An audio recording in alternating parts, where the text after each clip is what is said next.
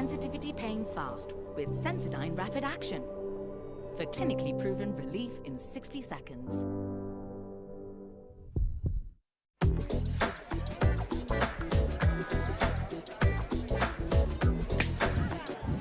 Sasa anamupenda lakini anashindwa kujielezea. Si life ingekuwa hizi kama mambo yangekuwa one touch yap, kuongea na kujielezea.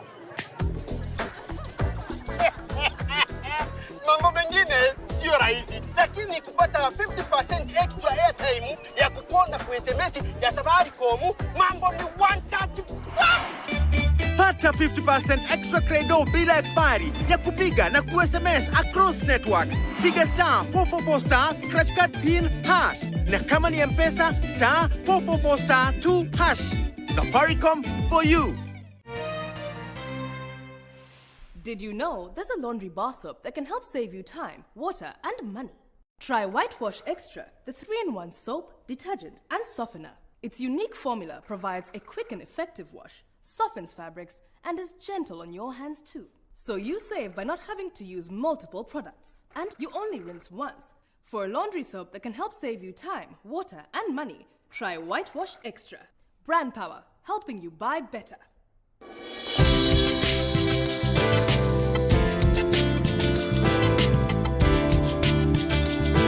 Chuka University is the ultimate choice. With the state-of-the-art learning facilities, comprehensive curricula, you are guaranteed to achieve your career dreams. Our vibrant student clubs will nurture you holistically. Join our September intake and experience world-class training. Chuka University. Knowledge is wealth.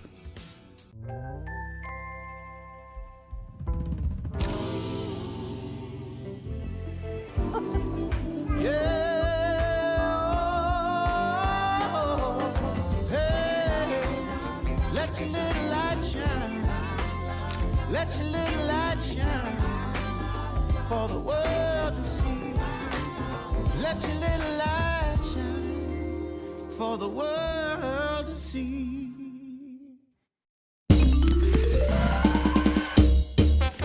Sona moja imetengenezwa kwa njia spesheli ili kupambana na maumivu kwa haraka. Sona moja ina aspirin kama kiungo. Sona moja, kitulizo kamili. Maumivu yakizidi, pata ushauri wa daktari. Do you need to sanitize or disinfect your hospital, school, factory, property, or community to ensure prevention and spread of COVID-19? Shop and Buy 254 brings you world-class foggers and fogging services right to your doorstep. Fogging disinfects both air and surfaces. This is also effective in disinfecting, prevention, and treatment of diseases and pests in livestock farming. To buy your foggers or get fogging services, call 0722 748 074 or email shopandbuy254@gmail.com. Stay safe. The COVID-19 fight is a collective responsibility. Ukiambiwa 1 + 2 10 marks. Huwezi andika 3. Hebu fanya ujinga, uvae jeans, t-shirt na kofia. Uingie kwa gari, makanga akuitishe fare, umwambie nitakupea tukishuka. Unasikianga? Dondoa moja dere. Wear your mask and maintain social distance always. And sneeze or cough into your elbow. Book your ticket online via iAbiri and use our cashless payment options to play your part to win the COVID-19 war. On Unscripted with Grace. My son is already staying with my folks.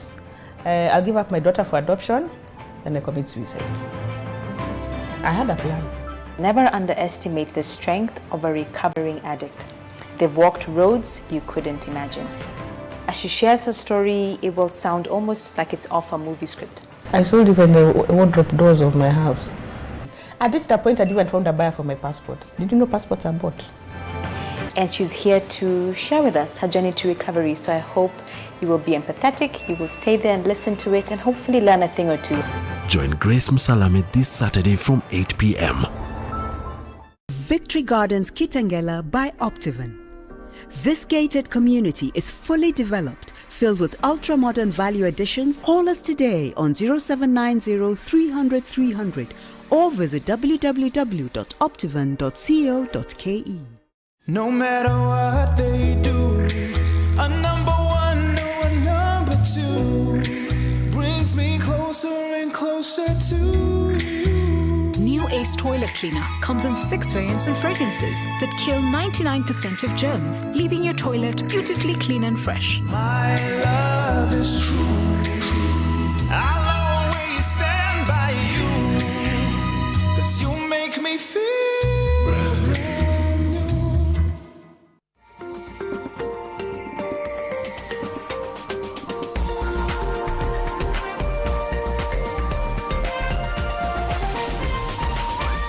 This is NTV.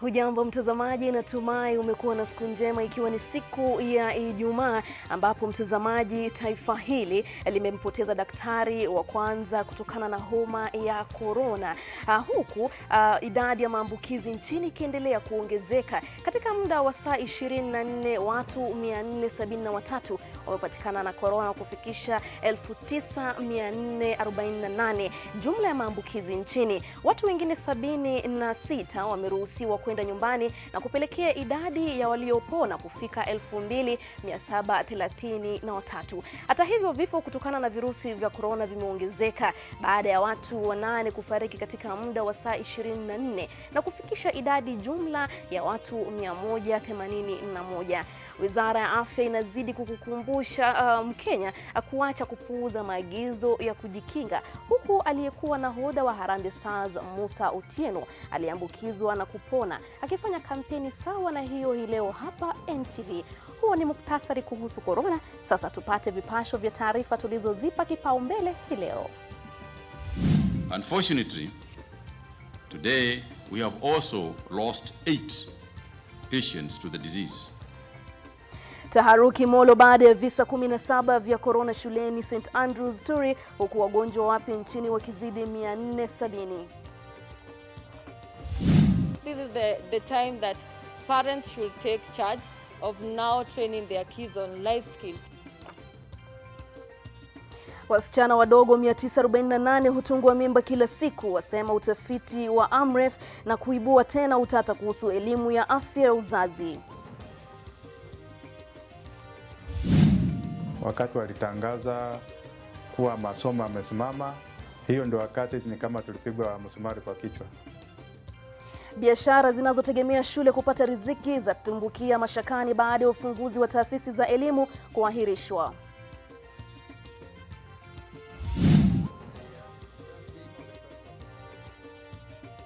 Na Barcelona kukutana na Bayern Munich katika robo finali ya ligi ya mabingwa Ulaya, huku Man City ikilenga kuitema Real Madrid. Mbashara kutoka jumba la Nation. Hii ni NTV Jioni na Nuru Abdulaziz. Karibu sana mtazamaji, shukran sana kwa kuchagua kuwa nasi. Mtazamaji, andamana nasi hadi tamati. Mwenzangu wa ishara ni Flora Atieno. Tunaanza taarifa zetu na habari ya tanzia, ambapo watu 8 wameaga dunia katika ajali tofauti za barabarani katika kaunti za Machakos, Kitui na Nairobi katika saa 24 zilizopita.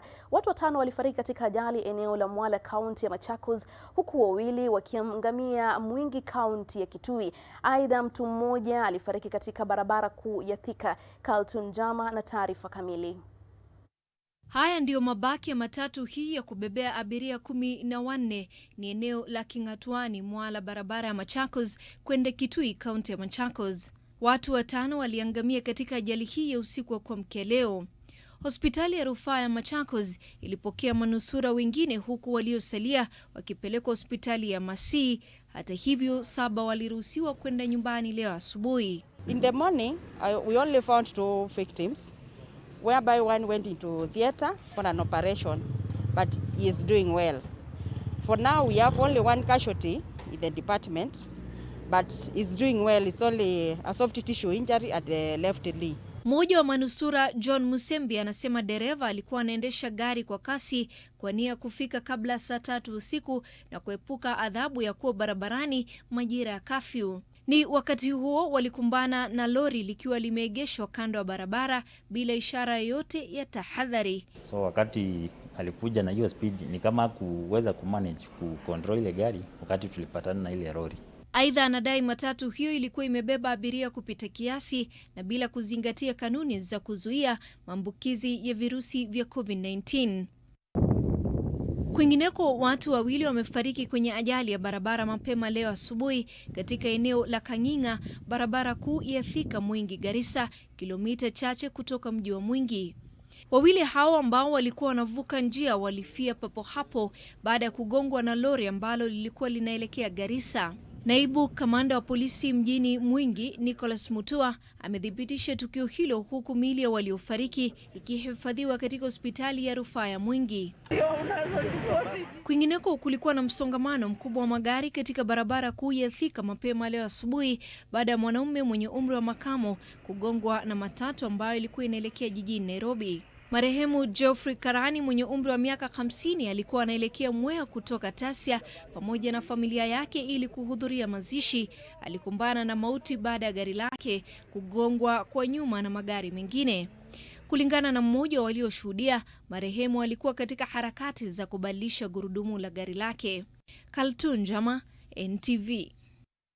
Na tukiangazia maambukizi ya COVID-19 humu nchini, wanafunzi na walimu 17 wa shule ya kimataifa ya St Andrews Turi huko Molo, kaunti ya Nakuru ni miongoni mwa wagonjwa 23 wapya wa COVID-19 katika kaunti hiyo saa 24 zilizopita. Kwingineko, mahabusu 2 waliokuwa rumande Thika na Makongeni, kaunti ya Kiambu, wamepatikana na COVID-19. Wakazi wa Turi huko Molo sasa wana hofu kubwa ya maambukizi ya COVID-19. Hii ni baada ya wanafunzi na walimu 17 wa shule ya kimataifa ya St Andrews Turi kupatikana na homa hiyo ya COVID-19. 17 hao ni miongoni mwa watu wa shule hiyo waliosalia humo tangu Machi 13 wakati serikali ilitangaza kisa cha kwanza. Shule hiyo husajili wanafunzi wa humo nchini na wa kigeni. Wanafunzi walikuwa mashuleni baada ya safari za ndege kusitishwa. Tulikuwa tunasikia corona iko mbali, lakini saa hii iko hapa kwetu St Andrews. Kuna watu wanafanya kazi huko na sisi kama wakazi hapa huwa tunachanganyika nao. So kwa hivyo tungeuliza kani kwa uwezo na uwezekano waweze kani kupimwa, ndio hata sisi tuache kukaa na uoga, juu tuko na uoga kaa sisi watu wa boda. Aidha, gavana wa Nakuru Liki Nyanjui ameonya wakazi dhidi ya kupuuza maagizo ya serikali, hasa baada ya masharti ya usafiri kuondolewa. Nakuru ina jumla ya visa 111 huku 29 wakiwa karantini. Kwingineko, wafungwa 2 waliokuwa rumande katika vituo vya polisi vya Thika na Makongeni, kaunti ya Kiambu, ni miongoni mwa wagonjwa wapya wa COVID-19 waliotangazwa katika kaunti hiyo. Kulingana na polisi wa kituo hicho, sampuli za 2 hao zilikusanywa wiki jana na matokeo kupatikana Jumatano wiki hii. 2 hao sasa wako katika hospitali ya rufaa ya chuo kikuu cha Kenyatta. Kinachohofisha ni kwamba 2 hao walitangamana na polisi na wafungwa wengine kizuizini. Aliyekuwa nahodha wa timu ya taifa ya kandanda Harambee Stars Musa Otieno amekumbana ana kwa ana na magumu tofauti ya janga la COVID-19. Otero, alivyofahamika na wengi, alikuwa katika harakati za kuwasaidia wanaoteseka nyakati hizi za janga la corona alipoambukizwa homa hiyo. Na sasa Otieno ana ujumbe kwa Wakenya kuwa corona ipo si mchezo. Took myself to Mbagathi Hospital. Kwenda hapo nikapimwa, wakaniambia nikuja after 4 days. which was a bit of a challenge because vile nilikuwa na feel there is no way I could have gone back home. Tena nikajichukua nikajipeleka Kenyatta. Otieno alipokea matokeo ya vipimo vyake vya COVID-19 siku 3 baada ya kulazwa katika kitengo cha maradhi ya kuambukizana cha hospitali kuu ya Kenyatta. Nilikuwa in another world, a world where siwezi tembea, a world where naweza taka kukula siwezi kula, hata kwenda kwa loo ilikuwa ni shida. Ingawa hajajua hakika alipoambukizwa, Musa amekuwa katika harakati za kutoa misaada kwa waathiriwa wa janga hili kupitia wakfu wake Kick Off to Hope, ambapo amefaa familia 1000 za Maringo. Otieno anakiri kwamba awali alikuwa na mapuuza ya ugonjwa wa corona, lakini sasa amesalimu amri. Hiyo perspective niko nayo. Nilikuwa najua but nilikuwa najua hizi ni za Wangoso, hizi ni za watu wako Italy, mtu kama Musa ama mtu uko mtaa, because sijaona mtu around mimi. Nyota huyo wa zamani wa Harambee Stars sasa yuko karantini nyumbani kwake kwa siku 14 akiwa na funzo la maisha. I've been given a second chance to preach it, kuambia watu jamaa, corona is real. Na tukiachana na hayo, kwa siku wasichana wachanga takriban 958 hutungwa mimba hapa nchini. Takwimu hizo ni kwa mujibu wa ripoti ya kundi la vijana la Sauti Sasa ambalo linashirikiana na shirika la Amref. Ripoti hiyo inasema kipindi cha homa ya COVID-19 kimechochea zaidi maambukizi hasa tangu kufungwa kwa shule. Aidha, ripoti inasema kwamba wasichana wa familia zisizojiweza wanalengwa zaidi, ikizingatiwa kuwa wana utegemezi mkubwa wa wanaume kupata mahitaji ya kimsingi kama chakula na visodo. Sasa ripoti hiyo inapendekeza kwamba serikali itoe taulo za hedhi kwa wasichana wote hata shuleni bila malipo. Eko la visa vya mimba za mapema tangu kulipuka kwa homa ya corona limethibitisha uozo katika jamii. Kulingana na kundi la Sauti Sasa, wasichana wa mitaa ya mabanda ndio wanaathirika zaidi katika harakati za kujitafutia riziki na mbinu za kujikimu wakati huu wa janga la corona. This is the time that parents should take charge of now training their kids on life skills, real life skill situation, and then the community leaders and also the health facility now to accept the young people, even if they want to access any sexual reproductive health issues like contraceptive. Vijana hao sasa wanataka masomo ya afya ya uzazi kujumuisha katika mtaala kama mbinu ya kuwaelimisha vijana, huku wazazi wakihimizwa kuwakaribia zaidi watoto. More investment in advocating against harmful cultural practices, including female genital mutilation, early marriages and bidding that have contributed to high rates of teenage pregnancy in a number of regions and have proven to be detrimental to the girl child development. Imekuwa miaka 5 tangu Kenya izindue sera kuhusu afya ya uzazi miongoni mwa vijana, lakini hakuna hatua mwafaka zimechukuliwa. Hata hivyo, changamoto moja wasichana hao wanakumbana nayo ni ukosefu wa matibabu. Mjadala kuhusiana na mswada wa masuala ya afya ya uzazi uliotayarishwa na seneta wa Nakuru Susan Kihika sasa umo mikononi mwa raia baada ya seneti kuhusisha umma kutoa maoni yao. Mswada huo unapingwa na wahubiri tofauti. Know what women go through after that abortion, and that's why we need to educate people to understand what post-abortion distress or trauma is, so that they don't even begin to go that direction, so that we take care of our sexuality first. Rais Uhuru Kenyatta tayari amewaamuru machifu kunakili idadi ya wasichana walio na mimba ili kuhakikisha wanapata huduma za afya. Helen Aura, NTV. Kwingineko, huenda shule za msingi na sekondari zikafunguliwa kabla ya mwaka ujao. Hilo ni kwa mujibu wa waziri wa elimu George Magoha alipozungumza katika kaunti ya Elgeyo Marakwet. Hata hivyo, wadau katika sekta hiyo wanataka shule za mabweni kuondolewa kama mojawapo ya mikakati ya kuzuia usambazaji wa maradhi ya COVID-19 miongoni mwa wanafunzi. Shughuli ya kutekeleza mikakati ya Wizara ya Afya kabla ya kufunguliwa kwa shule za msingi na sekondari imeanza katika shule mbalimbali nchini. Katika shule hii ya sekondari ya Machakos, tayari vifaa vya kuosha mikono pamoja na ujenzi wa vyoo na matangi ya maji ni miongoni mwa mikakati ya kukabiliana na janga la corona punde tu masomo yatarejelewa. Lakini kulingana na mwenyekiti wa muungano wa shule za sekondari za umma nchini, Indimuli Kai, ambaye vilevile ni mwalimu mkuu kwenye shule ya sekondari ya Machakos, shule za mabweni zitapata changamoto kutekeleza mikakati ya Wizara ya Afya. If all the dorms are still congested now, and we have 6 months how fast will we have put up dormitories and classrooms to encourage social distancing.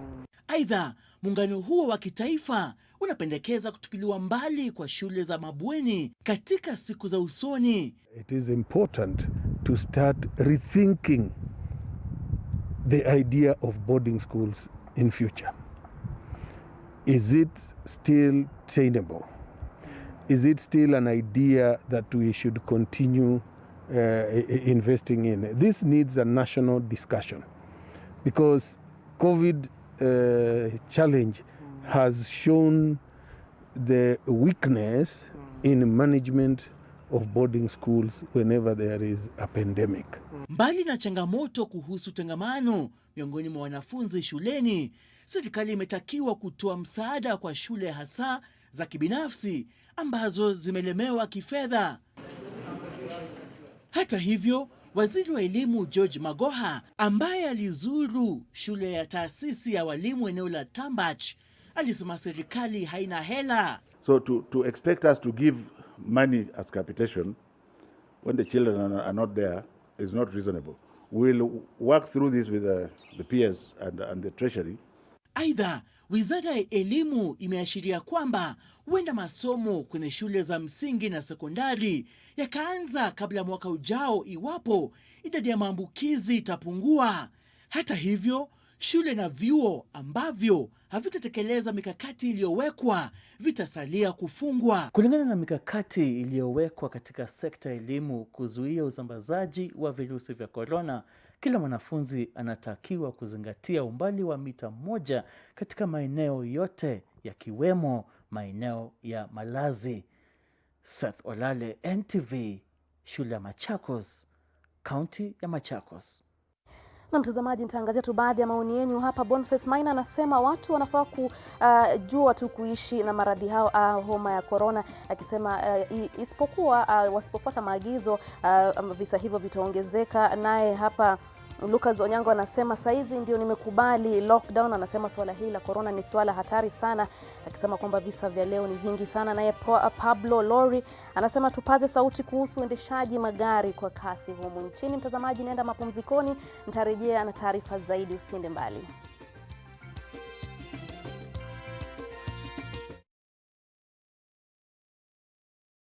So vile nasema, wacha nikubatie statistics. Niko na gamia 1,500. Tunakuwa drapo gamia na kuwa 6,000. 2,000 natengeneza leather, natengeneza viatu, wallet, kibeti, nauza hapa. Nabatia wewe 50%. Wacha niweke credit nikupigie. Namna gani wewe? Hii mambo ya kuishiwa na credit kila saa? Come on. Nunua hiyo simu ya Vodafone. Calling fiber to fiber is 0 shillings per minute. And it is not expensive. Only 2,999 Kenya shillings. Alo hali wa. Hata fadhali hiyo credit ikae ninunue simu basi. Faibika leo na Vodafone for only 2,999 Kenya shillings. It will always be free to call fiber to fiber. When the world changed, it made us go back to the simple joys and love the little things even more. Like serving up your best, eating together, and sharing more. Now, we'll take nothing for granted. And always remember to taste the simple joys.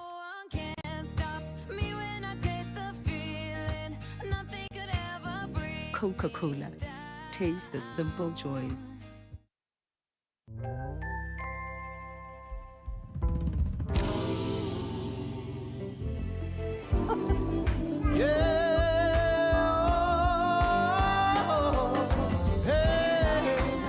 Let your little light shine. Let your little light shine for the world to see. Let your little light shine for the world to see.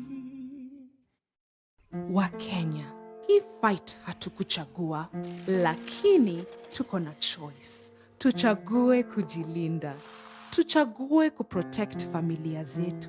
Tuchague usafi. Kuosha mikono. Kuosha manyumba zetu. Ndio tulinde watoto wetu. Na tuvae mask. Future yetu iko mikononi mwetu. Kenya, let's do it for the ones we love. On Unscripted with Grace. My son is already staying with my folks. I'll give up my daughter for adoption and I commit suicide. I had a plan. Never underestimate the strength of a recovering addict. They've walked roads you couldn't imagine. As she shares her story, it will sound almost like it's off a movie script. I sold even the wardrobe doors of my house. At that point, I even found a buyer for my passport. Did you know passports are bought? And she's here to share with us her journey to recovery. So I hope you will be empathetic, you will stay there and listen to it and hopefully learn a thing or two. Join Grace Msalame this Saturday from 8 p.m. Victory Gardens Kitengela by Optivan. This gated community is fully developed, filled with ultra-modern value additions. Call us today on 0790 300 300 or visit www.optivan.co.ke. I'm here for small biasharas, in my hood or beyond. I'm here for my customers. Kuwasort every time they come through. Put your business on the map with Visa. Where you shop matters.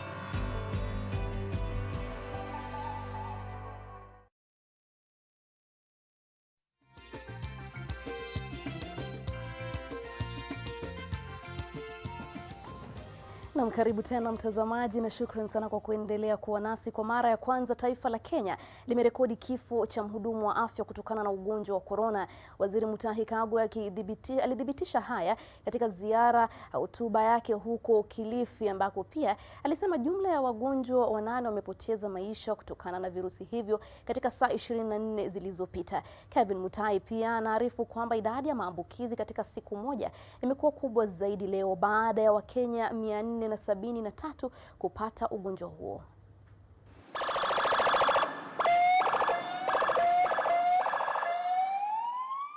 Makali ya ugonjwa wa corona yanaendelea kushuhudiwa kila siku, huku Wizara ya Afya ikitangaza kwamba miongoni mwa waliofariki kutokana na virusi hivyo ni daktari. Kagwe alisema daktari huyo aliambukizwa ugonjwa huo alipokuwa akiwahudumia wagonjwa wa corona hospitalini. Yeye ni miongoni mwa Wakenya 8 waliofariki saa 24 zilizopita kutokana na corona, huku idadi jumla ya waliokata roho ikifika 181. She was admitted at the Aga Khan Hospital, Nairobi, from where she passed on early this morning after having been hospitalized on Monday night. It is always painful when life is lost, but even more painful when it is a front-line worker, and more so when it comes on the line of duty. Waziri Kagwe anasema kwa jumla Kenya imerekodi visa 9448 vya corona, huku kaunti ya Nairobi ikiongoza na visa 5188, ikifuatwa na Mombasa yenye visa 1720. Out of a sample of 6,979, nearly 7,000, a total of 473 people have tested positive to coronavirus disease just in the last 24 hours. Hata hivyo, Wizara ya Afya inasema takriban 90% ya visa humu nchini ni wagonjwa wasiodhihirisha ishara za corona. Majority of our people are asymptomatic. That has accounted also for a low mortality rate in our population, which as of today stands at about 1.9% compared to the global average of 6.7%. So going forward, we are going to put more emphasis on home-based care. Wagonjwa 48 wako katika chumba cha wagonjwa mahututi, na serikali imezitaka kaunti kuwekeza katika ujenzi wa maeneo ya kutengea wagonjwa. Serikali ya kaunti imefanya wezalo. Ikiwa ni hospitali tumezijenga, ikiwa ni ventilators tumeleta, ikiwa ni isolation beds tumeleta. Kinachobaki sasa ni Wakenya pia nao wacheze sehemu yao. Serikali inasisitiza kwamba jukumu ni la mwananchi kujikinga dhidi ya maambukizi vya COVID-19, huku ikisema kwamba bado visa vinaendelea kushuhudiwa na kupanda katika maeneo tofauti humu nchini. Kevin Mutai, NTV, kutoka kaunti ya Kilifi. Na mtazamaji, taarifa hiyo inatamatishia awamu ya pili ya NTV jioni. Mtazamaji, usiende mbali na rejea na taarifa za spoti.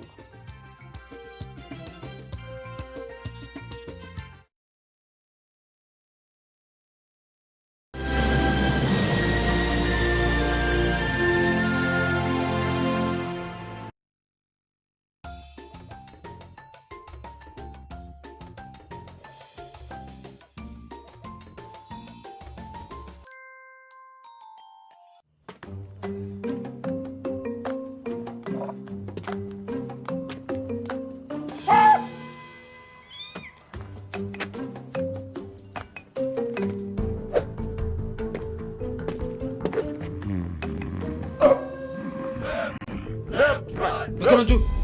Sasa ruka. Nini? Ulikuwa tayari kuchangamka? Si ungesema.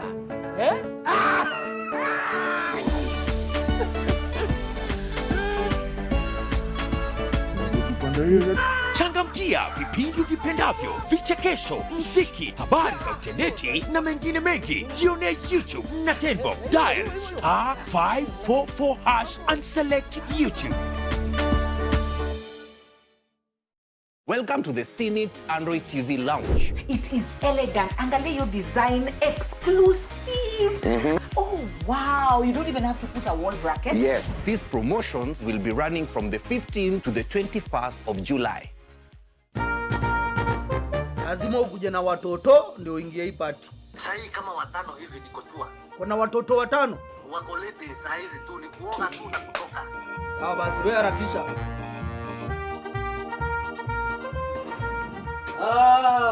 Yes. Kinyanjui ni nini? Wapi? Tulikuambia watoto. Angalia, hawa ni watoto wangapi? Watoto. Kinyanjui watoto. Selector, bigger, tasty and healthy. And now Selector comes with free Choco Primo drinking chocolate for a limited period of time.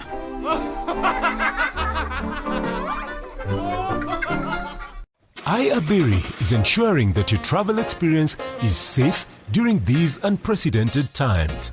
Our network of over 40 bus companies has committed to maintaining highest standards of sanitation, providing water or sanitizers, checking all passengers' temperatures, and sterilizing waiting bays and buses frequently. Wear your mask and maintain social distance always, and sneeze or cough into your elbow. Book your ticket online via iAbiri and use our cashless payment options to play your part to win the COVID-19 war.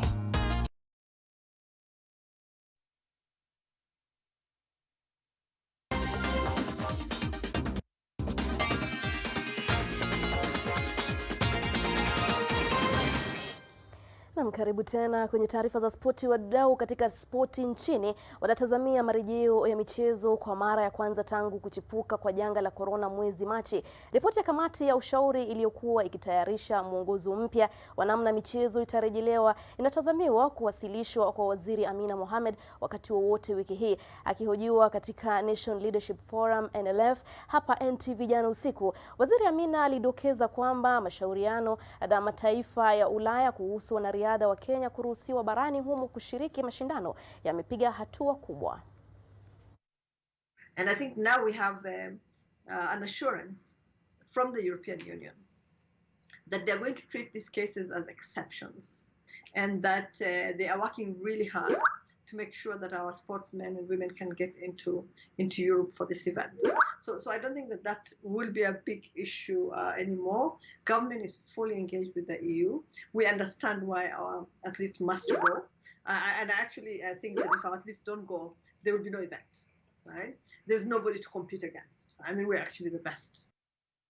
Na Manchester United waliendeleza ajenda ya kupigania nafasi ya timu 4 bora kwa kuitandika Aston Villa mabao 3 bila jibu jana usiku katika mechi ya ligi kuu ya Uingereza EPL. United walichukua uongozi dakika 27 kupitia kwa Bruno Fernandes aliyefunga penalti tata. Hata hivyo, bao la pili la Man U halikuwa na utata wowote baada ya Mason Greenwood kusukuma kwaju zito dakika chache kabla ya kipenga cha mapumziko. Paul Pogba alikamilisha ufani wa Red Devils kwa bao la 3 katika kipindi cha pili. Ushindi huo una maana kuwa United ambao hawajashindwa katika mechi 17 mfululizo kwenye mashindano tofauti wameweka historia kama timu ya kwanza kushinda mechi 4 mfululizo kwa mabao 3 au zaidi.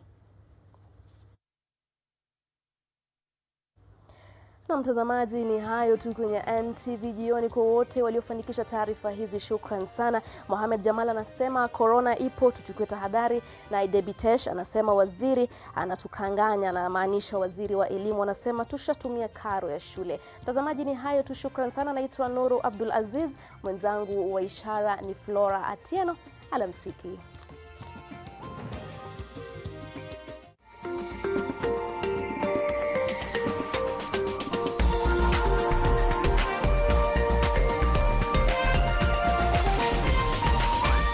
This is NTV.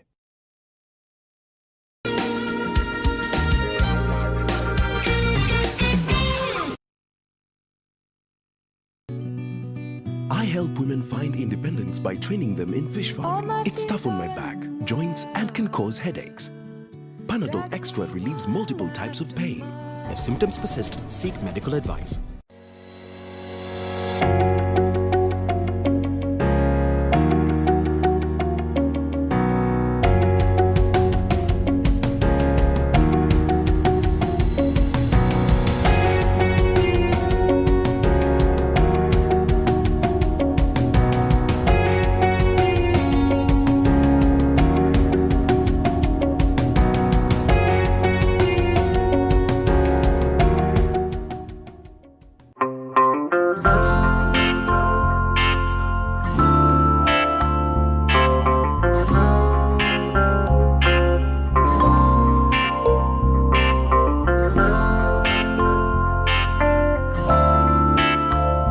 Breaking news from Molfix. Let's see what they're developing right now.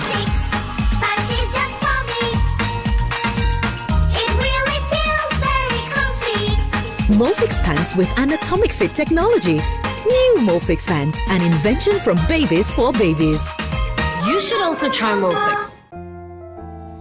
We all are looking for products to protect ourselves from viruses, but not all products protect us. Did you know that using Dettol soap and water protects against viruses? Many viruses are surrounded by an envelope with receptors that enable them to enter a human cell and cause infection. Dettol soap destroys the outer layer of the virus and effectively removes it. Protect your family from the spread of viruses with Dettol. Dettol cleans and is now tested and proven to be effective against COVID-19 virus. This has been Medivax for Dettol. Are you looking for a university that offers quality and affordable education, training and research while nurturing your talents? Chuka University is the ultimate choice. With the state-of-the-art learning facilities, comprehensive curricula, you are guaranteed to achieve your career dreams. Our vibrant student clubs will nurture you holistically. Join our September intake and experience world-class training. Chuka University. Knowledge is wealth.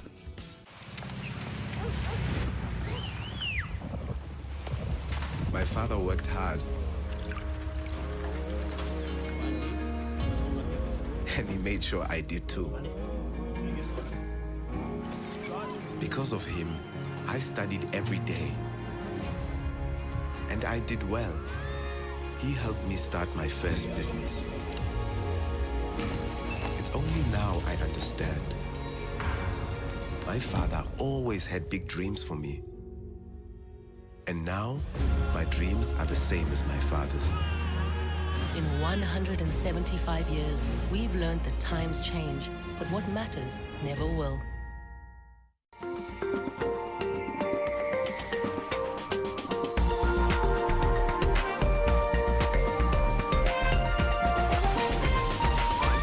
NTV, turning on your world.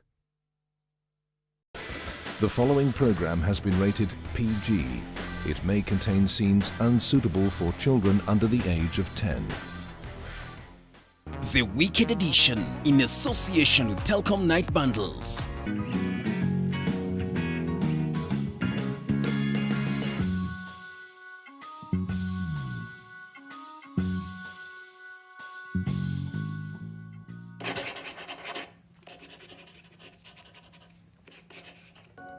Hello and welcome to the Weekend Edition. I'm Dr. Kingori. We have yet another great show lined up for you. Our guest for this episode is a former student leader at the Kenyatta University, a trained economist, and the sitting member of Parliament for Keharo constituency. Honorable Ndindi Nyoro is in the house.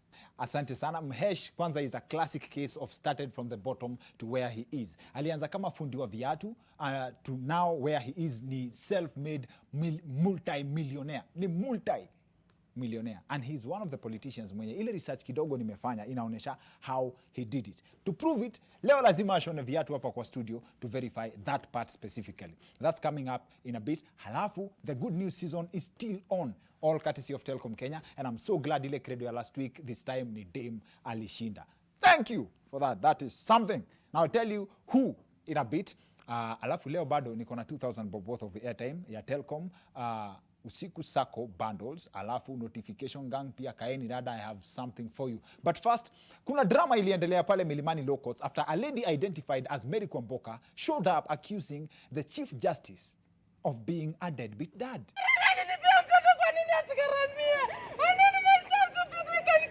We've been friends from 2013, and now I have a 6-year-old daughter. Do you have the documents with you? I have everything. Have you here. filed? I've been filing cases every now and then. Have you filed a case in court? He was even summoned by the Children's Department, and he refused to honor that one. Now, within 2 hours, the CJ's lawyers came out to deny the allegation. Waka insist Chief Justice Maraga sio baba.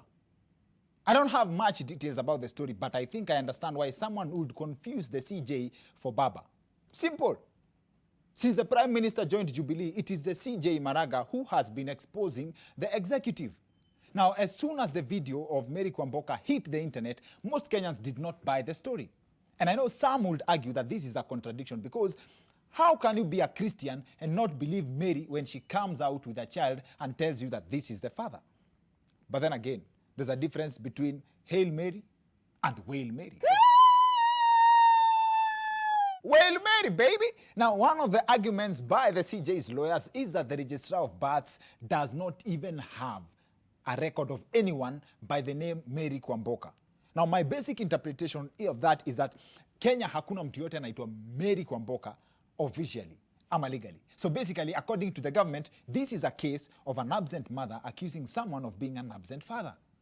In other news, freedom arrived in Kenya this past Monday after the president announced the end of the cessation of movement in and out of the metropolitan. But my highlight for this announcement has to be the terms for the reopening of churches. One of them was that the age bracket allowed in church is between ages 13 and 58 years old. I think on this one, the government played reverse psychology. Everybody knows that the groups locked out. Kumbe ndio watu wanaendanga kanisa. So in short, this is a polite way of the government saying that churches will not reopen. Now, how did they even arrive at a maximum age of 58? Now, I thought about that, and then it hit me that the president himself is 58. So he's just at the cutoff. Think about it. This is very political. This means that the president can meet DP Ruto in church, but Baba will have to wait outside. This is divide and rule at its best. Now, it's funny that kanisa sasa inaenda kukua kama club. Hauwezi ingia bila ID. Madam, najua uko kwa kwaya. Mimi kuona, mimi kucheki. Lakini wapi ID? Madhi. Miaka yako imepita madhi. Yaani kataona after COVID.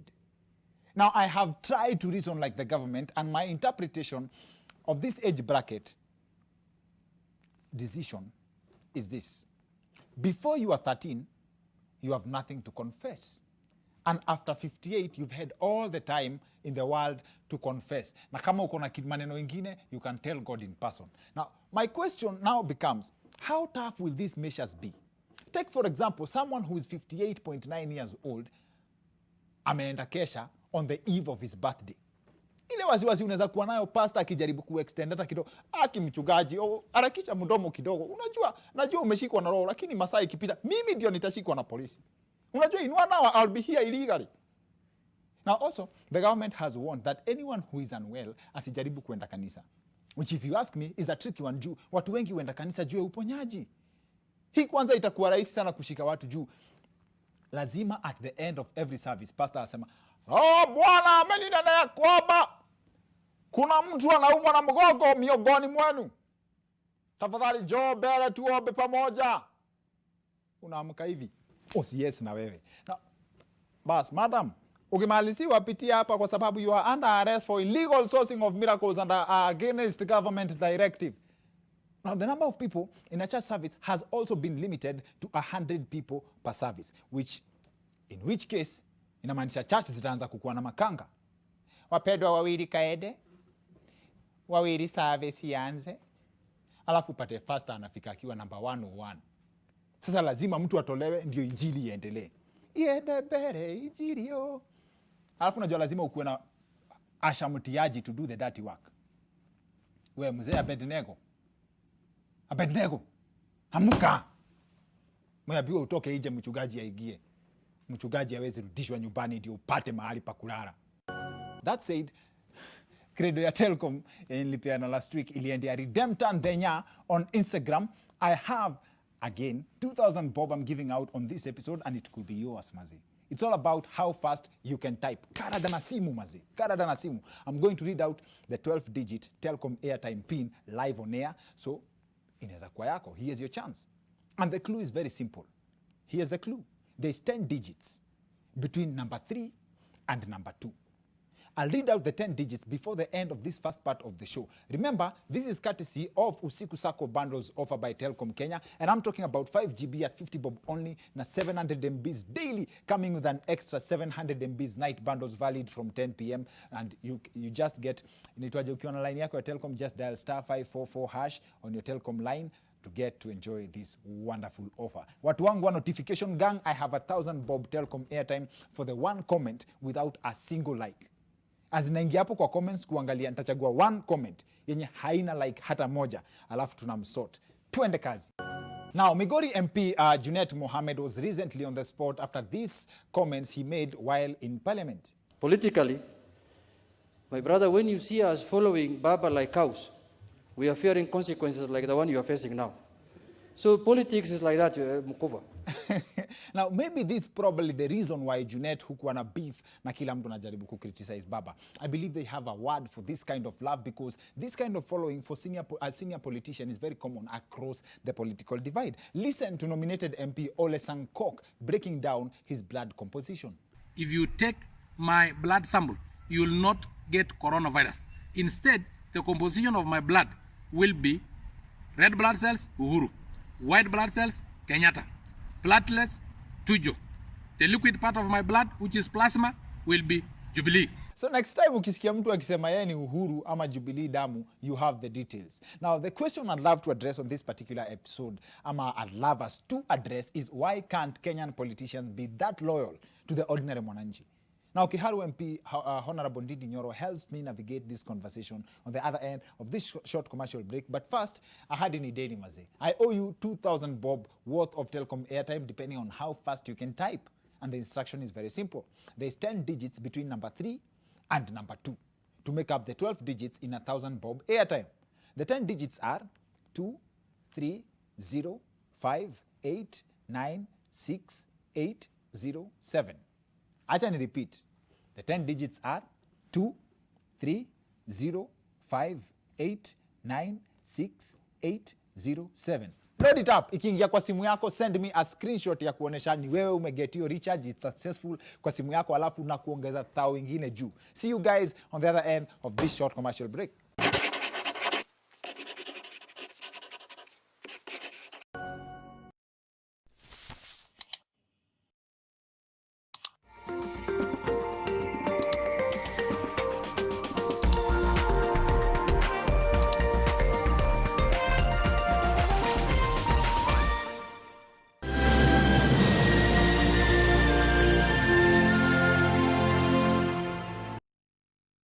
Explorers of the night, wale wase wa kuhustle usiku, kustreama movies, music mix diehards, and gaming fanatics. We've heard you.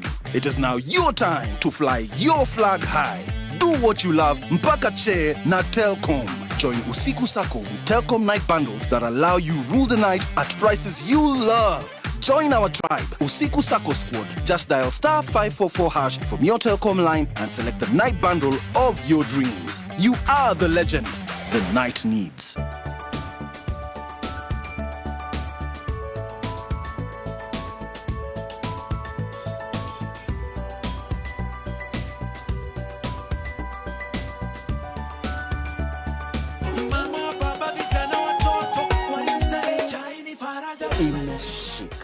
yenye quality ya kipekee kwa bei nafuu. Faraja Premium Tea imeshika.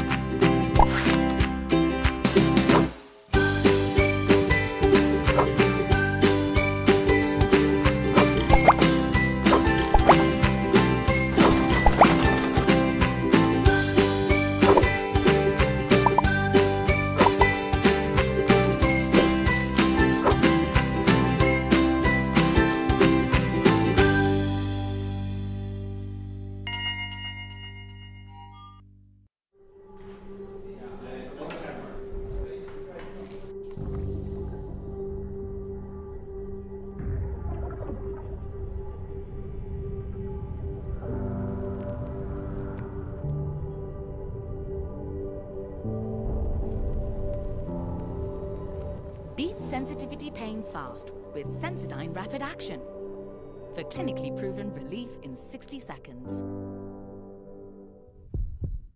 When the world changed, it made us go back to the simple joys and love the little things even more, like serving up your best, eating together, and sharing more.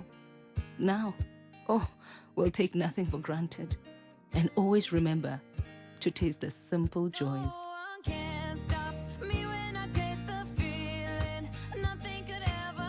Coca-Cola. Taste the simple joys.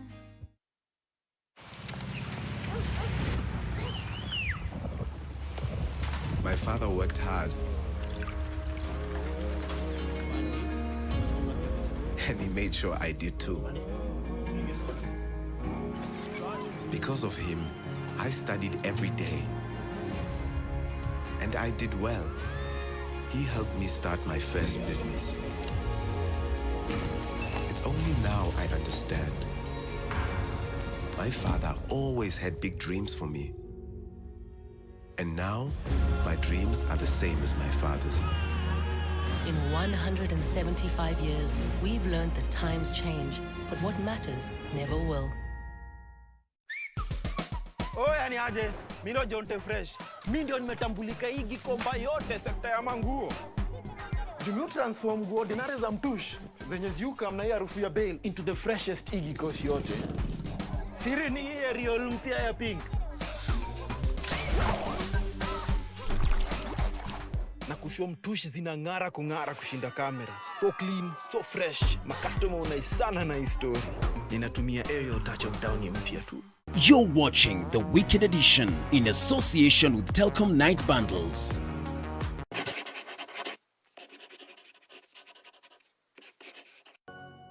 Welcome back to the Wicked Edition. I'm Dr. Kingori. Mazina, kama kuna time najua watu wana need a story of hope ni times like this. Our guest for tonight, Mazi, he's a self-made multi-millionaire. Karibu sana, Honorable Ndindi Nyoro. Karibu sana kwa show yetu.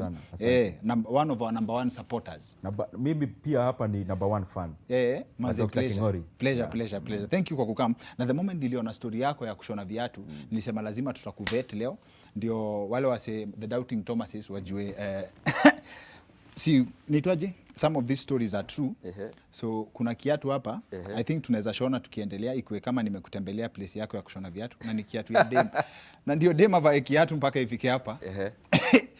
But we can blame that on COVID. Ametama kiasi. Hiyo ni ya kutafuta job. Hiyo ni one of our colleagues hapa Nation. Unahitaji kisu, right? Hiyo iko sawa. Juu ni kuvet tu, acha kwanza nishone hivyo. Haya, sawa. Hii soli iko kidogo sana. Hii glue utahitaji ama tuachie watu washike nayo jokes? Hiyo kwanza unaweza lewa Kingori. Hiyo kiweka hapo. Wewe utalewa saa hizi. Hiyo ni sanitizer soft copy. Hiyo uweko hapa, kwanza usikanishe kabla ya kushona. Lakini unaweza pia shona hivyo, juu hiyo ni ya kushikilia. Ndio ukishona ikae venye ilikuwa kwa hiyo line. Ulikuwa unashona viatu ukiwa shule? My classmates wanajua, hata wenye wako na deni nitawasema tukimaliza hii show. Kuna wese haja hii nilipa hata saa. Mpaka leo. So kushona viatu ikaanza hapo. Nikiwa mono. Nika upgrade kiasi. Nikaanza time ya holiday na choma makaa. Ma time za holiday. Kutafuta school fees na kutafuta pocket money. Pia nika upgrade, nikaanza biashara ya Shylock huko shule. Hama boy wanai walikuwa nasomea hiyo shule zoni ya mashinani. Yes. Majamaa kina Steve, najua wanawachi show. So wanai wanakuanga tu na jina the same. Yeah. Wakikam sasa time ya holiday. Yes. Nilikuwa na wakopesha fare. Unaona ya kushona viatu, yes. Ile ya makaa yangu na wakopesha fare, nikikopea sobiri unaleta na 50% tukifungua. So ilikuwa namna ya kujitafutia. Zako hata ni mbaya kuliko za China. Hiyo pesa yote ilikuwa inanisaidia kujilipia school fees. Yes. Na saa zingine tukifunga, my sister alikuwa high school tukiwa na the same time. Yes. Na mpea pocket money. Na uko shule? Na niko shule. Yes. But now tukafika fourth form. Wacha hata kwanza niweke hii chini hata mwenye kiatu haja nilipa. Sasa nikiwa form 4, yes. My elder sister anaitwa Emma. Akakuwa na mtush Dhika. Yes. Ya kutusaidia sasa home. Pia maneno ya school fees kusaidia madhi. Yes. Hey, Kingori bana ikabidi sasa niambiwe juu niwe natafutia school fees, mkifunga unakuja Dhika. Parliament kuna kitu ina happen huko, you change mtu. What goes on in that house? Mtu kama sahi for example, this is an opinion nimeona. Wasi feelingi unajua Mohaji Chopevu alikuwa hero before a join parliament for example, right? But then when he gets there, inakuwa sort of he's not the same person anymore. Tena watu wako like, hey, wewe uko na sisi kweli ama what happens huko ndani? Kama sahi committees like ni aje division. Si nyinyi wote mmeenda ku represent watu.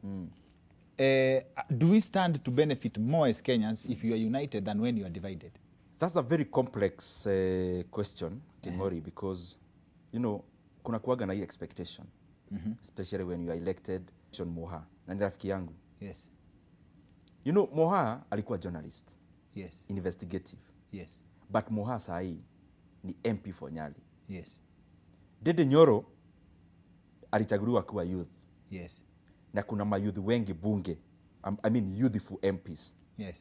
Lakini with all due respect, mimi sio MP wa youth. Mimi ni MP wa Kiharu. Yes. Moha sio MP wa Jichopevu. Yes. Ni MP wa Nyali. Okay. So unaweza kuwa wewe measuring yard yako ndio baya. Sio mtu amekuwa mbaya. Is the parameter you are using to measure the performance of that person. Thank you. Na sasa umekuja place nilikuwa nangoja sana.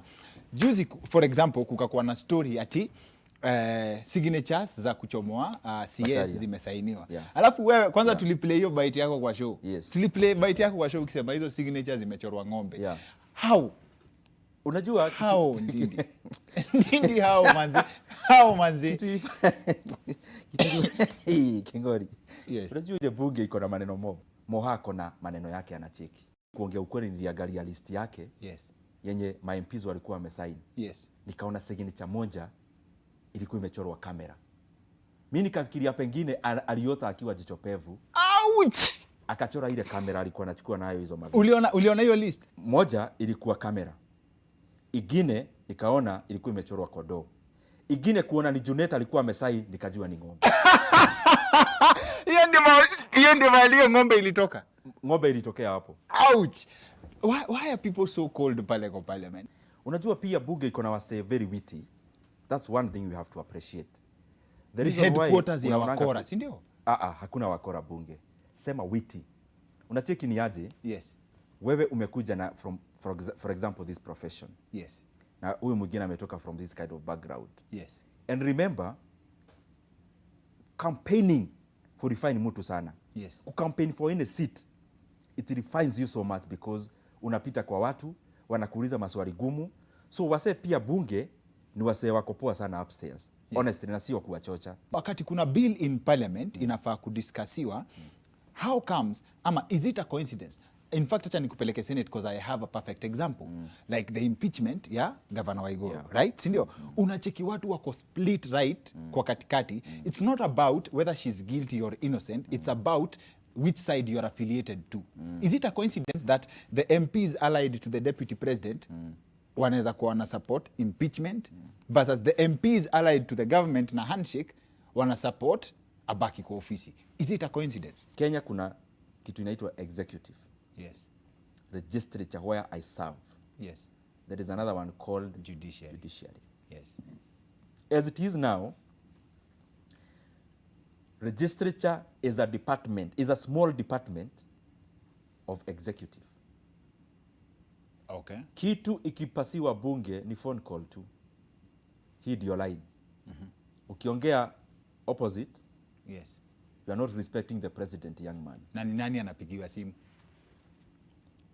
Mtu mmoja anapigiwa simu anawaambia. Some are direct anawaambia calls to specific MPs, yes, others to the leadership.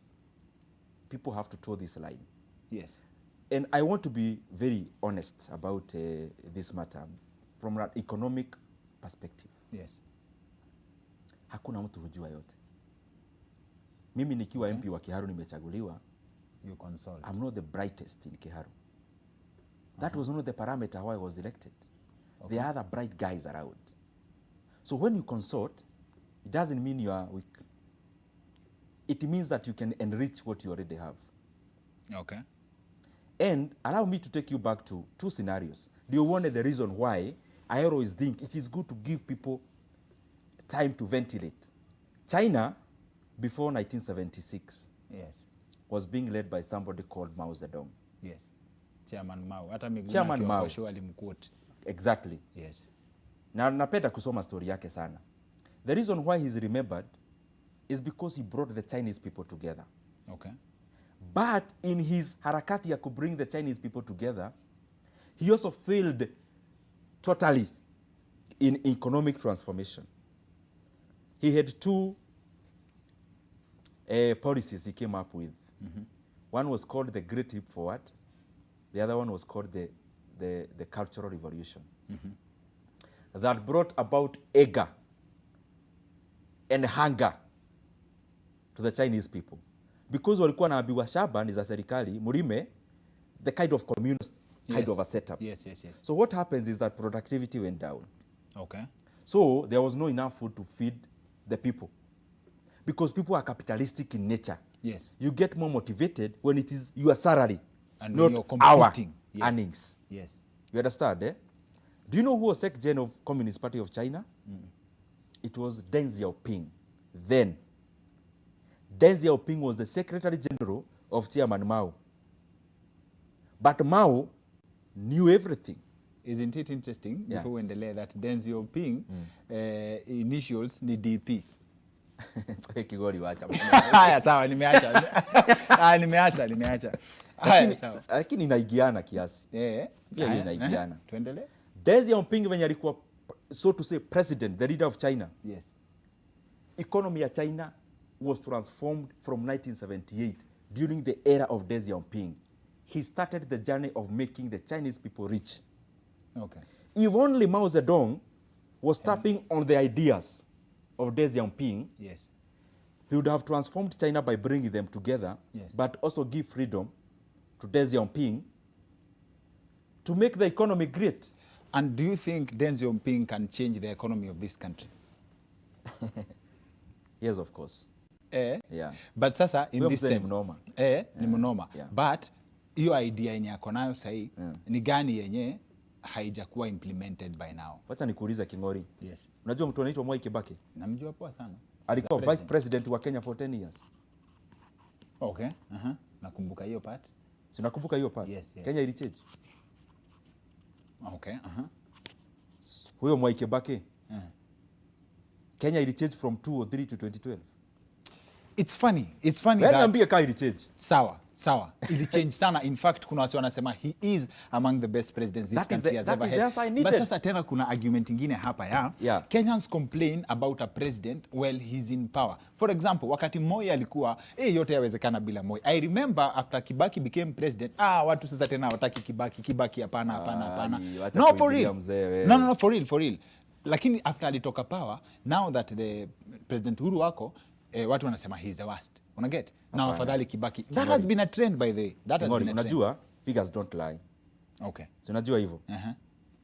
Just check the economy of Kenya from 2002, yes, 2003 thereabout, yes, to the time Kibaki left. Yes. Look at the welfare of the Kenyan people. Direct, not even the GDP jargons. the welfare of the Kenyan society. You can tell or you can pinpoint transformation happening. Kibaki did well. So what I wanted nikikujibu hiyo swali, kama Kibaki alikuwa VP ya kufanya kitu na aliweza kufanya akiwa president. Power and responsibility resides on the ultimate person. Okay. That is the point I want you to take home. Power and watu responsibility. Ukubukwa, the presidents who are remembered. If for example nikuulize, by the way, vice president wa Abraham Lincoln alikuwa nani? Do you have an idea? Akia nani? Nikuulize saa hii, a wrong, so to say, a tainted figure. Who was the vice president of Mobutu Sese Seko? Assistant Mobutu Sese Seko. Sasa unashika lada. Sawa. Sasa yule mtu wako pale juu. Yes. Kenya ikiharibika ni wewe. Ikienda poa ni wewe. It means basi we don't need a vice president. We need a vice president. For what? But what I'm trying to say, all the other people act in the direction of the commander. Sawa. Economy sasa turn around. In the 1970s, the number 3 exports from South Korea were wigs, this is a women, plywoods, na textiles. Okay. It moved from an economy of basic production to an economy that I would call a fourth generation industrial economy of producing even technology currently. Okay. Companies like Samsung grew from that era. Yes. Of government deliberately nurturing companies that were adding into the basket of exports. Okay. Hiyo yote sasa inaenda to employment, inaenda to tax correction, inaenda to infrastructure, because you get all this money from this production that is happening, and especially if you can produce more to consume within and even much more to sell outside. So our main problem as Kenyans could be because the only thing we are producing is in gengeton. Thank you very much for coming through. That's it for the weekend edition. See, Kiatu. Ulifikisha wapi? Unajua story imechacha. Wacha nishone tu kiasi. Sawa. Nitaendelea akilipa. Haya. Hakuna kazi ya bure hapa. Cheki venye unafanya. Na unajua hii shindano inakuanga hivi. Unaeka line kiatu venye ilikuwa. Yes. Shindano una hook. That's why shindano ya kiatu iko na hook. Inavuruta inashikanisha hiyo side nyingine. Naona hii hook. Unaweka hapo. Okay. Unavuruta. So unaona inatokea hapo. Tena unafanya hivyo. Sasa huyu demu mwenye kiatu. Nione kama iko na line. Kwanza alete pesa niendelee. Ni line. So kana nataka niendelee sasa. Yes. Iko sawa. Kwanza awekeleke. We are auctioning this shoe for 3 million shillings. Kiatu imeshonwa na mheshimiwa from very much back in the day. If you like to put your bid, please reach out to the weekend edition uko social media. Niko Ndindi Nyoro. But siku hizi mmewekewa mafake accounts mingi yake lakini yangu iko legit. Yako iko legit. Aya, asante sana kwa kukam show siku ya leo. Asante sana. That's it for the weekend edition. See you next week. My name is Dr. Kingori.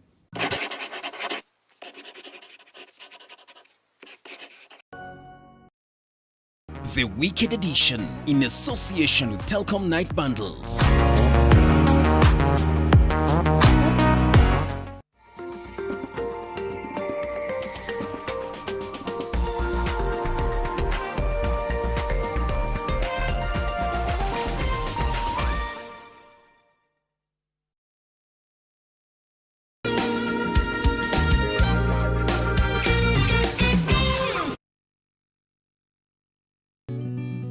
I help women find independence by training them in fish farming. It's tough on my back, joints, and can cause headaches.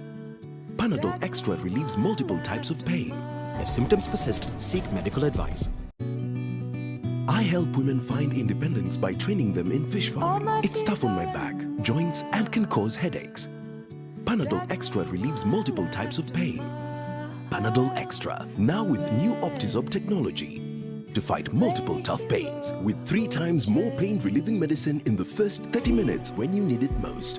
Seeing them support themselves makes any pain worth it. If symptoms persist, seek medical advice.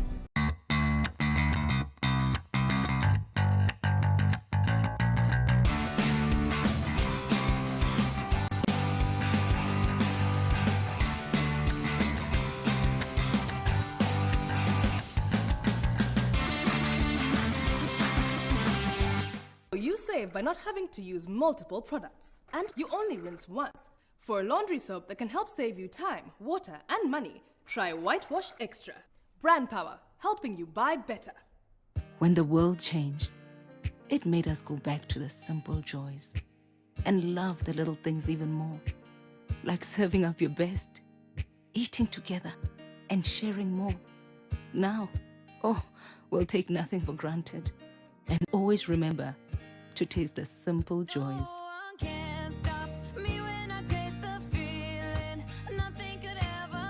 Coca-Cola. Taste the simple joys. For a better tomorrow, don't forget to do the 1, 2, 3 with Colgate every night.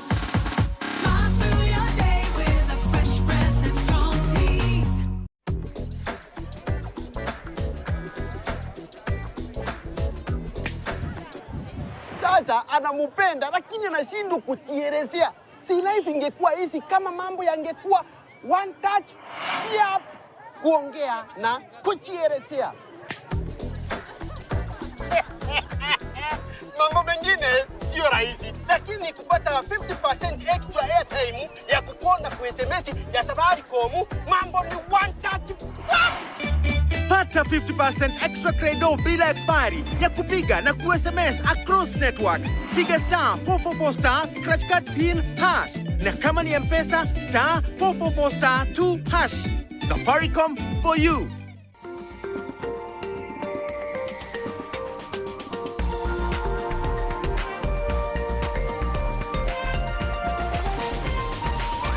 NTV, turning on your world.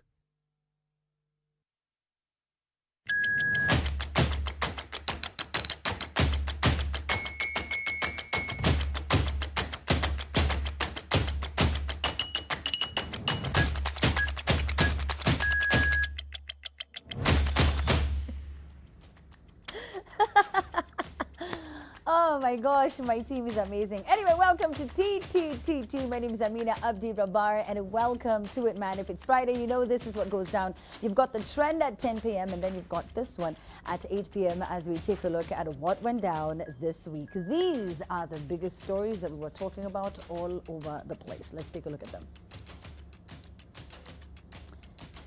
Starting off with officers attached to the presidential escort team have been prohibited from chewing miraa. And Mogoka, what could be the reason? Find out from the panelists.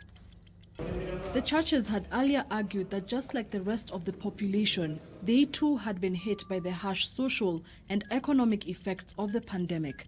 The president announced the formation of an interfaith council to look into a safe reopening of places of worship. Kenyans below 13 and above 58 years should not go to their places of worship. This is a directive given by the government. Stick around for more. Road workers usually have a lot on their plate, but it's hard to see how this glaring mistake in Taita Taveta went unnoticed. An electric post in the middle of a road, but why? Yani Kenya atuhami. My room. Yeah. That's how I was filming the videos. It's a portrait of me, some photos of me, a painting, my bed. Well, this week, John Kubai threw the internet into a frenzy when she decided to show off her parents' home. Goals, goals, goals, people.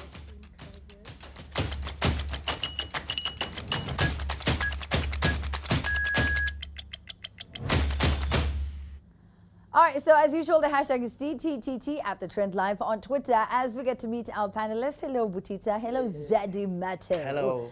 How are you guys? Hey. Tunapenda suti yako, tunapenda suti yako. Ay, yani leo watu wamenichocha. Today you have pierced. Leo umedunga kudunga. I cannot. You are flowered nicely. Thank you. Thank you. I have so many jokes about that. She has injected. Let me not go to that. Let me not go to that side. Mato, I see you starting. You're going to be part of a film, by the way. Yes, I am. Walichagua picha imechoma, lakini Whomst am I to complain? It's okay. Sarah Hassan, wherever you are, I see you. That's the photo. It's a film by Sarah Hassan and Lola Day. Yeah. An amazing film called Just in Time. It has Pierre McKenna, stellar cast. Ile siku interview tutakuja tuketi. Nice. Uniweke mahali hata kama nikupita huko nyuma. Butita, first of all, what in the Natalie Tewa, what's that handbag that I'm seeing you keep to work with? No, stop. No. I was just having a private affair here. I'm heading somewhere. I'm going to visit, naenda kuona baba, mzazi, baada ya hapa, so just preparing my way. This is a private affair. Is that your bag? Whatever happens here, ignore the rumors. Hide my identity. No, but for real though, where is so that's your bag. That's what you want us to believe. No, I'll not tell you. Watch out to guess. No. Okay. Sitaki maneno. No. Okay. So and please, no VAR. Please guess. Don't quote people and say that hii bag ni yao. No. All right. Ama ni nani lakini? No, hii ni ya Mchinese fulani. Ni ya Mchinese fulani. No. Amina. Yes, Mato. Amina. Yes. Hiyo bag ukiondoa hapo. Butita. Material ni origi. Inaitwa ni number 1 premium leather 001. Unacheki? 001 leather. So okay, yeah. I like that. So at the end of the show you're going to take pictures with all of the female camera. Actually wewe ndakupatie bag ushike tupigwe picha na wewe hapa. Oh, ni mimi ndo rumors. Hii bag ni Amina. Anyway, listen, guess whose handbag that is. But listen, are you living in a house, Butita, or a room, or a corridor? Netizen Joanne Kubai got Kenyans asking themselves whether, I don't know, have we been living all this time or we've just been existing? And many other questions that came up after giving us this virtual tour of her parents' house, the tour which detailed the many-roomed house, a lift inside the house, the lavish compound, and even flashy cars got Kenyans re-evaluating their lives and their dreams. You have to say though, you have to admit, sometimes lazima tu kubali, it was a beautiful house, sindio? Yeah. Okay. Hey. There you go. Shout out to Joanne and everyone else who lives this life. Hey, man. The one thing that I felt good about when I was watching this was that she was giving us a tour of her parents' house. No, you can say whatever you want to say, Mato. Ngoja, cheki, sikia. Wewe uende ushago fanyeni. Imeweza. Unajua ile depression ningekuwa ninaingia kama huyu ni mtoto ananionyesha nyumba yake. But wako wengi sana. But unacheki mimi unajua mimi nakuwa nimeaccept. Amina. Mimi kwa nimeaccept Nairobi ati ikifika jioni kuna wase huenda home na kuna wase huenda kujificha. So kama sasa mimi wale atoka si huenda kujificha ikifika jioni. Unacheki? Kama hao yako lazima utilt camera ndio tuione vizuri. Wewe unaishi home. Lakini kama nyumba yako na selfie inaonekana yote, wewe unajificha. So be proud, me I'm proud pali najificha. Ama boomerang. Joanne alionyesha hao yao, sawa. Ilichukua so long, I didn't finish the video. Ni sawa, mimi sikuwa na noma na hiyo video. Ni sawa tu. Wacha wajibambe ni mali yao. Pia sisi tukifika hapo, huenda tukaposti. Wako na lift kwa keja. Mimi unajua lift home. Watu kuna watu sema I'm going home. Kuna watu husema I'm going to my place. So sana home. Nakaa to my place. Alafu kuna home na kuna keja. Hizo pia ni vitu mbili tofauti. Huwezi kuwa hiyo si keja, that's a home. Keja. What? It's just keja ni mahali ukitoa kiatu kwa bedroom inafika kwa sitting room. Ama lakini ukisema bedroom unaweza baba yake ni nani? Tumemgoogle, tumemtafuta. Mimi unajua mimi ushindwa. Mimi kwa hiyo bed sitter yangu nashindwaga. Juu story zote ni bedtime stories. Dukeja lazima i-accommodate tu vitu. Manze hata huwezi tembea manze. Unaweza gonga ndoo ianguke kwa sufuria imwagike kitanda igeuke, dirisha ivunjike. Like the house has unapata kwa sufuria ya githeri. Manze hao lazima iko intact. Hata avocado ikianguka ni crisis. Inatega meza inaangukia TV inaungua, majirani wanakuwa na hasara. God bless me, I need a home. Laugh. Wow, oh my days. Kwanza kuna ingine nilikuwa naishiki hapo Kariobangi. Yeah. Naibaki akieka news unaisikia ukiwa home. Sasa unataka kusikia news na ibana una vitu zake. Yaani hiyo si ujamaa hiyo. Na huko kila mtu ako na TV yao. Hadi Daibaki kata kitunguu unatoa Daibaki kata kitunguu kwake unatoa machozi kwako. Butita stop. Saa nyingine unafukuzwa kwa nyumba na mtu ameharibu hewa kwa nyumba nyingine. Yaani Ini true story by the way. Isi joke, ini true story. Mimi nakumbuka pale tulikuwa tukiishi place inaitwa Majengo pale Thika wakati tulihamia Thika mara ya kwanza. Neighbor alikuwa anacheza video game, TV za nyumba ya kila mtu zinaona hiyo video game. TV Super Mario. Super Mario. Inaona video game. Oh my god. Ile video game zile za kuwekelea juu, zile za kutandika hivi na kushoot magani na kucheza na mabasi. Ilikuwa ndo contra. Wa? Ati mtu anakufukuza Butita nani? Wateli Joala. Umepitia mambo. But maybe baba yake alikapitia. Mimi sina noma nao, hata wajibambe. Yeah. But you know Matro, sometimes you wonder if you baba yake atumpati. Wakenya walinibamba. Wakenya walinibamba Amina. No, but you know sometimes yani unashindwa if you started also at that level in your life, how far would you go? You know what I mean? And it's just like unaweza kuwa natoka nje daily usiku. Ili keja yangu. Butita. Unaita wasee. Unajua vile unaanga msee wa majua ameka keja alafu wasa wanaandika nice house. Kenya ukiweka keja unaonanga comments tu. Huyu ogopi wezi. KRA mko wapi? DCI. Wash sijui nini. It's so true. Hiyo ni hoteli gani? It is so true. Anyway, now kuna dosi hapa. Kuna msee hata kuna police station kwa keja nyie mjua. Nyumba yao. Umeona wale wase wenye wako na hizo nini? You know they said people are making their own sort of like not hospitals but they have their own beds. They're getting prepared for corona. Pesa. Anyway, now kitu interesting Udem yes, ni humble. So far from zile comments nilikuwa nakicheki watu wanasema Udem amecheza chini. Kuna watu kama Butita wangekuwa na hiyo pesa wakigrow up. My friend angekuwa light skin sana. Bro, kama simu mpya tunajiflash mchana mzima. Kama simu mpya tunajiflash mchana yote. Watu walali Instagram. Unajua imeandikwa kwa kitabu, when you are blessed, show people your blessings so that they can know the God that you are serving. Is a real God. A living, existing God. Hallelujah. Be proud of what you have. Kuna mtu anatamani kukua na ile uko nayo pato. We need to talk about this. It is a season of people actualizing musical lyrics because now in Taita Taveta, agencies tasked with the development of the area decided that, you know, wasio tupenda tutawaposti. This happened when the agency building the road couldn't agree with that connecting electricity leading to an electricity post being left dead in the middle of the road. I mean, what are the residents supposed to do? I don't understand. It's just manze in the middle of the road. Ebuyo. Butita. Unajua hii kitu nishaona mara ya kwanza ikihappen pale Rosa. Kuna pole ilikapo hivyo for the longest time. Rosa hapo kwa hiyo roundabout hiyo kubwa. For the longest time that pole was there. Na sikuwa understand kwa nini. Kumbe ni vita katikati ya macontractor na Kenya. Ni ego, pride. Kuna mtu anataka kulambishwa kitu ndio wakubali.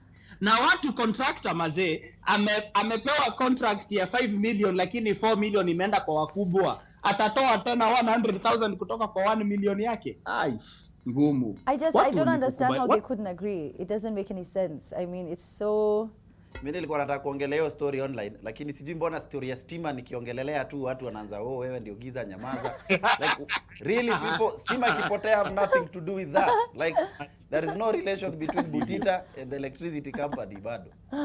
Just the song Melanin by Sauti Sol, right? Ati wewe ni giza unaongea mambo ya stima sasa. Unaharibu tu. The one who did that should apologize. Unachoma Butita. I like don't leave me. I like the don't leave me. Apologize. I like that. Anyway, now listen, moving on. When rapper Juakali said, Kanisa Niyama Vijana, everybody thought he was stripping. Now, this week, the president announced the reopening of churches, and one of the conditions to be in the presence of the Lord, among many, by the way, is that you must be 13 years and above, and not above 58 years old. As in, if you thought that age is nothing but a number, it's just a number, please think again. It's not. The president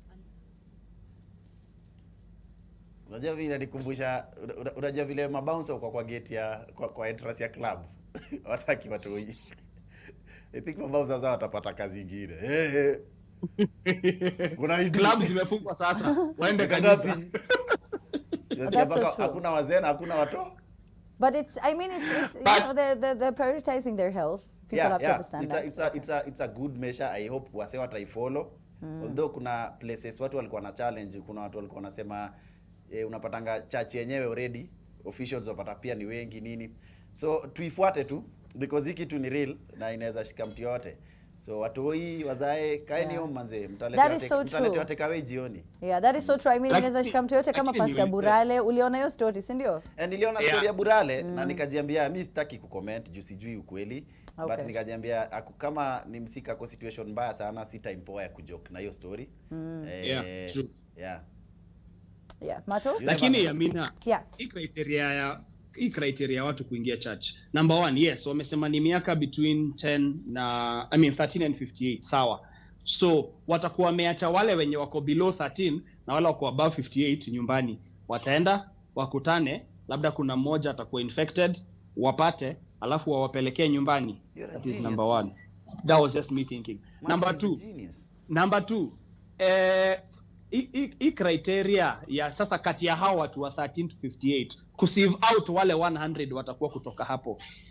Criteria ni sadaka ama ni wale wenye wanaombanga for long ama ni wale wenye count. That is a very good question. Because unakuta church inaweza kuwa na watu kaso 5. How do you sieve and decide kuna watu kwenda first service, second service, third service? Uta split zikwe 17 services ndio ufi. Audition. Unauliza kama memorize Bible ama unasema audition. By the way unatumiwa text. Sorry, you did not qualify for this Sunday service. You will be coming in next week. Well, listen.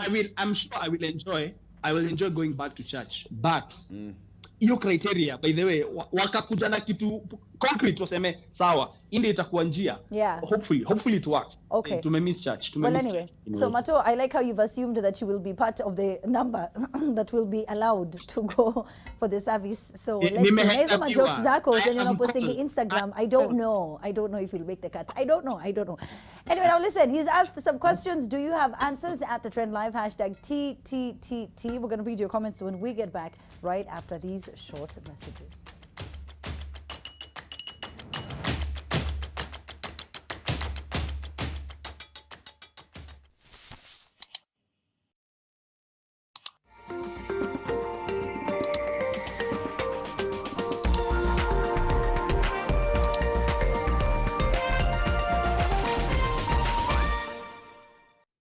I'm here for small biasharas, in my hood or beyond. I'm here for my customers, who are sought every time they come through. Put your business on the map with Visa. Where you shop matters.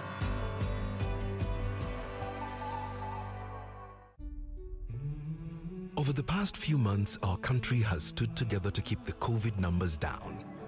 The numbers are important because they decide how the story unfolds. At Safaricom, our numbers also tell a story of hope, resilience, and recovery.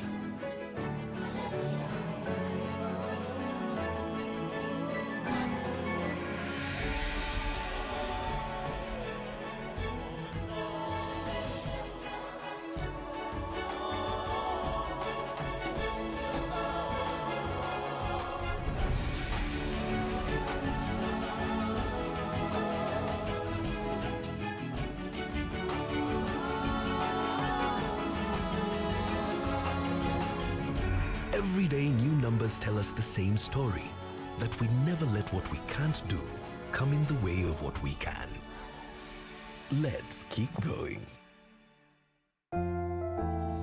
We all are looking for products to protect ourselves from viruses, but not all products protect us. Did you know that using Dettol soap and water protects against viruses? Many viruses are surrounded by an envelope with receptors that enable them to enter a human cell and cause infection. Dettol soap destroys the outer layer of the virus and effectively removes it. Protect your family from the spread of viruses with Dettol. Dettol cleans and is now tested and proven to be effective against COVID-19 virus. This has been Medivax for Dettol.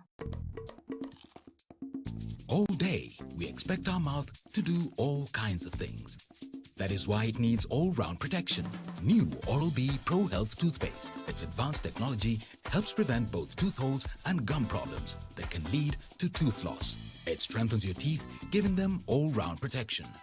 Because your mouth is doing more than you think. New Oral-B Pro Health. All-round protection for your whole mouth.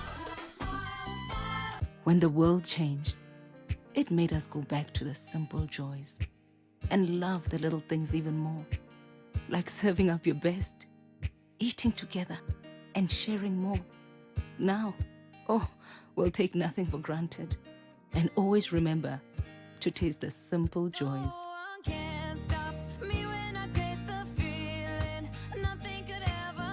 Coca-Cola. Taste the simple joys.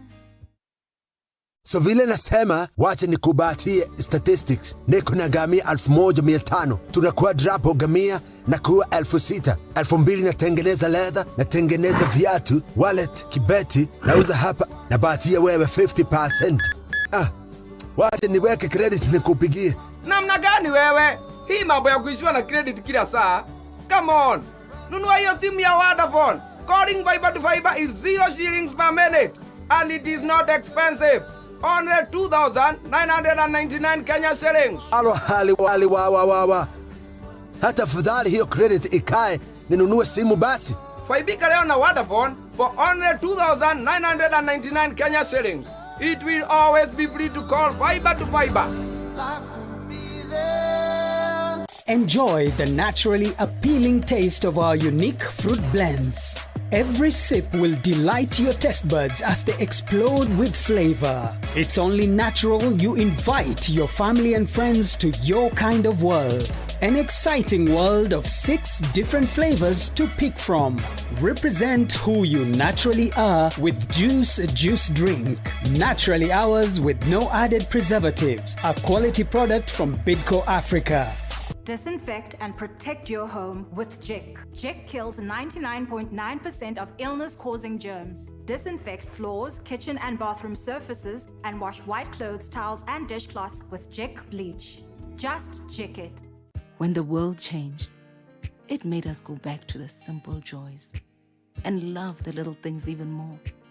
Like serving up your best, eating together, and sharing more. Now, we'll take nothing for granted. And always remember to taste the simple joys.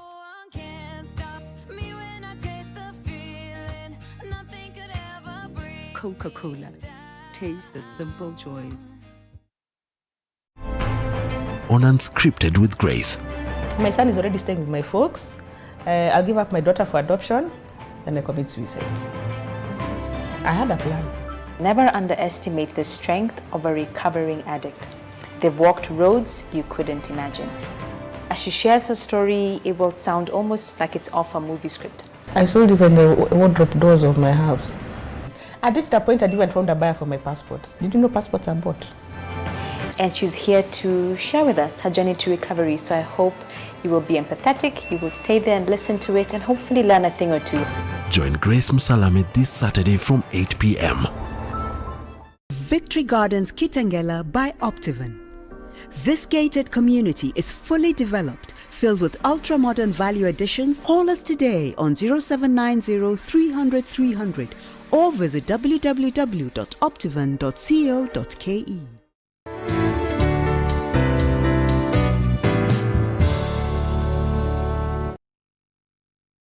In partnership with the Ministry of Health, let's join together in following the set protocols. Wear your mask, sanitize, maintain social distance, and have your temperature checked each time you visit our stores. Naivas saves you money.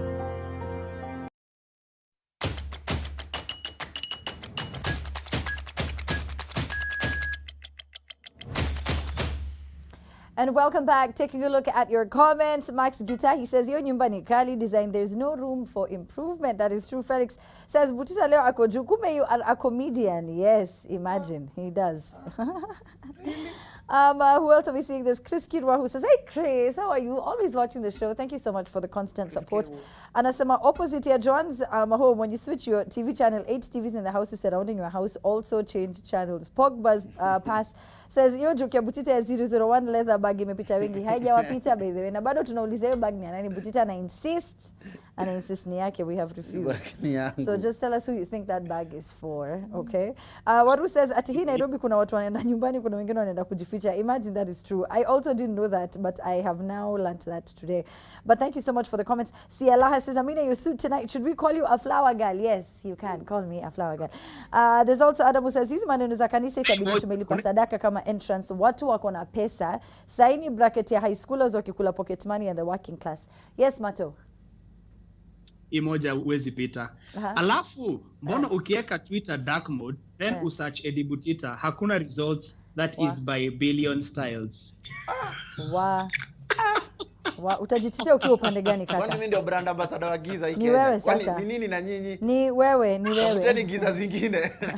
Hapana. Mpaka niliona msee ameedit ati hakuna dark mode, kuna Butita mode. Wow, that's so true. I saw that. You get time. I saw that. I don't know how you get time. Can I ask you a question, the Butita? Do you get offended? Because, you know, like in my, you know, so Boranas have names where, so Gurach is black in Borana. And so when you're born dark skin, they immediately call you black and they, you know, they call you Blackie. That's your nickname. Is it offensive though, honestly? No, unajua since kwa mdogo umekuwa black. Si ati nikitulia kwa katikati ya barabara. So, haina anything ni umezoea wase kuambia gani black, so inakuaje? Si ni kitu ya kawaida nikakusema nikakuita msem brown. Okay, that's ni kama kuniita Mato na jina yangu ni Mato. Ndio masikio. Jina yako ni Mato. Ziko. Tunaziona, tumeaccept. Mato, so unasikia vizuri, so that's okay. I like it. I like it. More than hearings poa sana. Hata si feelings. Hearings. I like that. All right, so now this one actually, in particular, we're talking to Mato, well, and many other parents. If you're a parent wishing that you would be able to withdraw the school fees that you had paid this year after the Education CS declared the academic year 2020 null and void, well, you will be a beneficiary of heri nusu shari kuliko shari kamili, after CS Bago has said that those who had paid the full fee will be refunded next year for the second and third terms that their children will not be in school. Mato, how do you feel about the story? No, first of all, okay, we are in different worlds. Shule zilifungwa March. Yeah. So it was first term, January, February, March. Meaning there was no, watu walikuwa najua hawarudi shule April. Who is this who paid the school fees for second term and third term? Number Remember one. There are people, no, but there are people who pay at the beginning of the year, they pay the full fee. Lakini problems are different. Number two, wale watu ambao walilipwa hizo pesa, poleni. Watu walikula hizo pesa. Na watalaumu corona. Watu wanaumia. Watu wanaenda kuumia. Watu wanaenda kuumia vizuri. Wameambiwa una refund unairusha kwa next year sasa. Msee akirudi chuo kama ulikuwa umelipwa, I think kitukaa hiyo. So mimi naona scenario kayo ya Mato ya labda kuna wasawasha tumia madoza watu. Watakuwa nafinya ma students sana basi huko kwa chuo. Of course, there are people who've already, it's like when you're paid a deposit for a gig or something and you eat it and then the gig you what happens and they tell you return the money and that time you're just like kwa gig kuna kitu inaitwa force majeure, act of nature, like nice. Corona is a force majeure. So I don't know if it applies in the same natural situation. Disaster, I like natural that. Disaster. But nice. It's good juu kuna msee labda hiyo doni ya scholarship ama hiyo do labda aliuza kitu ndiye asomeshe mtoi. Mimi nilikuwaga chuo ya Ocha, nilikuwa naona venye wasao walikuwa dedicated fee. Unapata wasee wananga do lakini fee amelipiwa. Yeah, the full year. That's true. Watukao. Yeah, that's true. Sasa wale wasee wakulipa fee na commodities ndio kuna shida. Okay. Juu unajua inakubalikanga kwa maboarding za huko mashinani. Yeah. This is true. Unaweza peleka mandizi shule ikatu, unaweza peleka maembe huko macha. Yeah. It's true. It's true. Ama mbuzi. Yeah. Avocado, sindio? Wana exchange wanaangalianga nini tuna need ka shule. Hakuna haja tunde tununue unga na kuna mzazi yako na mahindi hapa. Nana do, so chukue unga. Okay, so na Butita hii story najua ilikujamisha sana kwa sababu miraa, jaba as a consumer or you know people who consume it. Bad news coming your way, okay? So now you cannot work in the presidential escort. Najua hivi ndio ulikuwa unafikiria ati sasa utafikia Ruto. Haifanyiki bro, haifanyiki. So this is after George Kirera, the head of presidential escort, banned the consumption of the substance on his employees, citing health effects to them and their families. Haters, wamesema, oh, this is a new way that the government is making sure that people sleep during the curfew. Butita, what say you? Mimi kama mtu ambaye hajaionja miraa, I now understand kwa nini gari za escort zinaendanga bio hivyo. It may make sense. It may make sense. I now understand. Mbona hizo vitu zinakimbizwa? It's true. Unajua ubaya miraa nasikianga inafanyanga unaanza kufanya vitu opposite. Unapata ukitaka kujikuna kichwa na una kofia, unatoa kofia, unakuna kichwa. So hiyo vitu kaa hizo. You mean unatoa kichwa unakuna kofia? Unapata msee anaenda choo lakini anafungua hoodie badala afungue jeans. That is what you should do. So ifanya msee anafanya vitu opposite. Na kwa presidential escort hiyo ni mistake hatuwezi taka. Hatuwezi tusikia taka siku moja Karawa anaambia gari ingie kwa rais badala rais aingie kwa gari. Hizo maopposite za miraa haziwezi alawiwa ni drug. Ni example nimesema. Umestretch. Inafanyanga unafanya vitu opposite. Hiyo umestretch, but ni sawa. Ni sawa. Mato. Did you ever have a dream of working? Nimesoma hiyo release imesema tu ni presidential escort. Si uko sure kama makarao wengine pia wako affected cause my friend hiyo ndio inakuaga kazi. The excuse or the reason is to stay awake, to be alert. But there's only so much you can stay awake or be alert without needing sleep because hiyo ndio inatumika ku eliminate sleep. Sasa au kazi sasa kutaendaje man? Utaenda kwa barabara unakuta karao amechiu gum. Mtu alikuwa shazoea kuja huku mdomo. Ukikutana naye kwa barabara unaweza shindwa kumjua udhani ni mwizi. Anakusimamisha ni karao. Ulizoea kumuona ameja hapa hivi. Utadhani ni mwizi bana. Kwanza kuna hiyo ni identity yake. Kunawa wanakuanga hapo na ka radio call na miraa kwa. Yeah, that's true. Inaitwa taxi. Hapa side hiyo ndio side nini? Hiyo ndio side miraa. Hey, Butita. I see you with your rebound. You had to try and save it. From that weird joke. Very nice. We were like, what were you trying to say? Wewe kula miraa wewe. Wewe kula miraa utafanya vitu opposite. All right, so listen, what do you think about this story? Do tweet us at the Trend Live, #TTTT. When we get back, like at a hospital is in the middle of a controversy. Find out about that. Plus details about this MP who just never seems to speak. All that. And of course, who owns the mystery bag that Butita has decided to come to studio with today? So but it's our. All right. All that and more coming up. If you've seen me, you're in Dubai.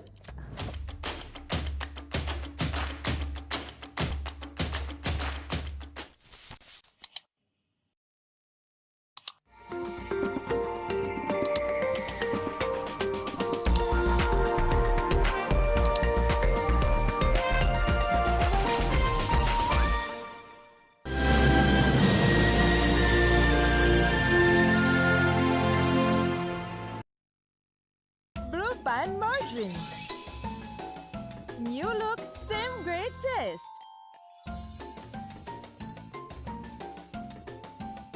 When the world changed, it made us go back to the simple joys and love the little things even more, like serving up your best, eating together, and sharing more. Now, we'll take nothing for granted and always remember to taste the simple joys.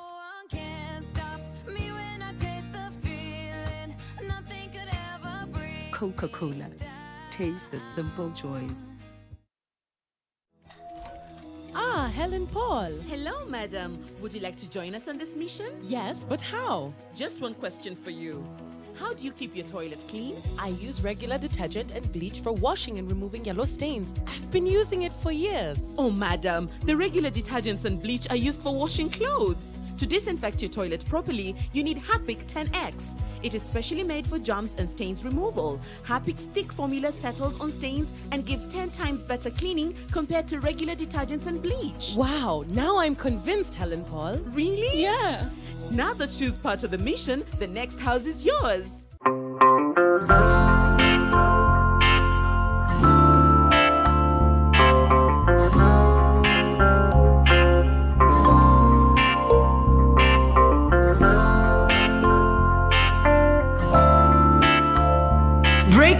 news from Molfix. Let's see what they're developing right now.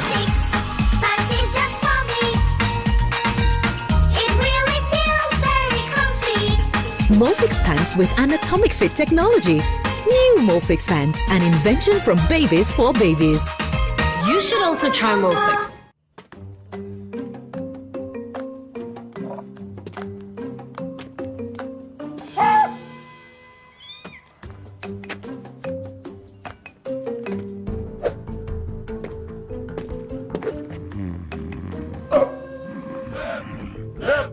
Mikono juu.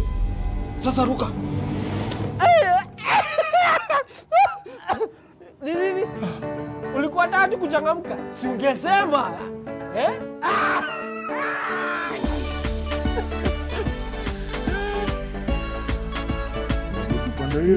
Changamkia vipindi vipendavyo, vichekesho, muziki, habari za utendeti na mengine mengi. Jione YouTube na Tenbo. Dial *544# and select YouTube.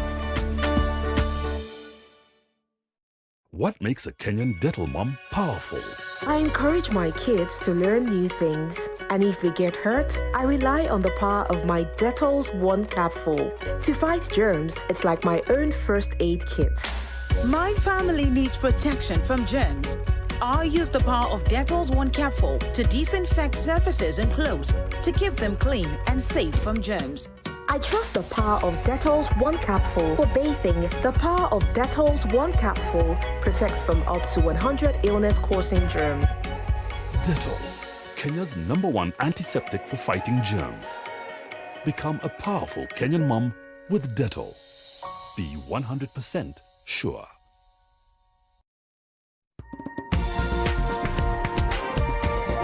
This is NTV.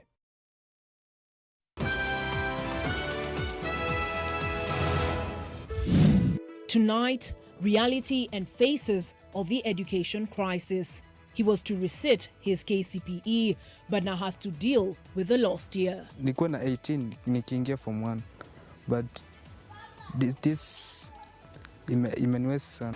What of solutions? It is important to start rethinking the idea of boarding schools in future. We should organize ourselves in estates and villages because teachers are all over the place. And as long as they keep the distance, they can be taught in those surroundings. Also tonight, today we have also lost 8 patients to the disease. COVID-19 claims the first doctor in Kenya as 473 more people test positive. Plus, roads were opened, laws were broken, and homes are in mourning. Road carnage seems to be creeping back. Hiyo basi ikakuja ikagonga hii gari ingine ndio imekuja ikagonga mzee. Kwa ile gari tulikuwa excess.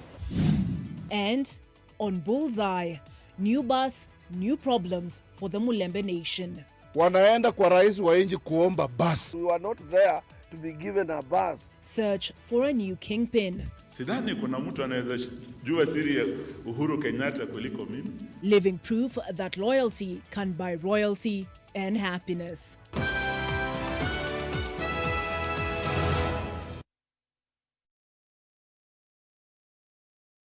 When the world changed, it made us go back to the simple joys and love the little things even more, like serving up your best, eating together, and sharing more.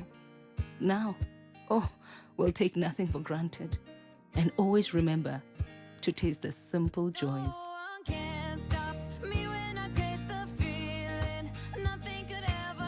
Coca-Cola, taste the simple joys. Wakenya, hii fight hatukuchagua, lakini tuko na choice. Tuchague kujilinda. Tuchague kuprotect familia zetu. Tuchague usafi. Kuosha mikono. Kuosha manyumba zetu. Ndio tulinde watoto wetu. Na tuvae mask. Future yetu iko mikononi mwetu. Kenya, let's do it for the ones we love. Breaking news from Molfix. Let's see what they're developing right now. Molfix, fancy's just for me.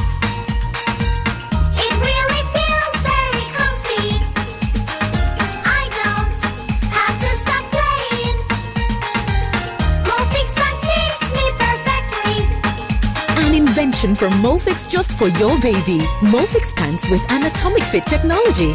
New Molfix pants, an invention from babies for babies. You should also try Molfix.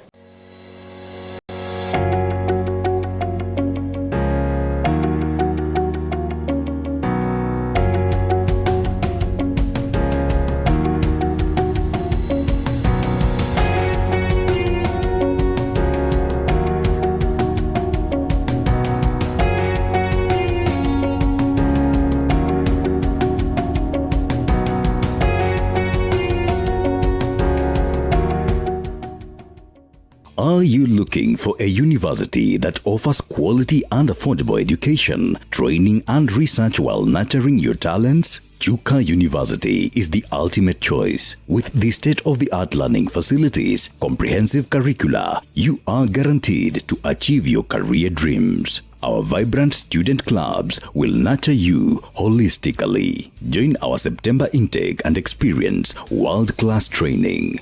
Chuka University. Knowledge is wealth. Good morning, guys. Morning. I think I have my tea in the office.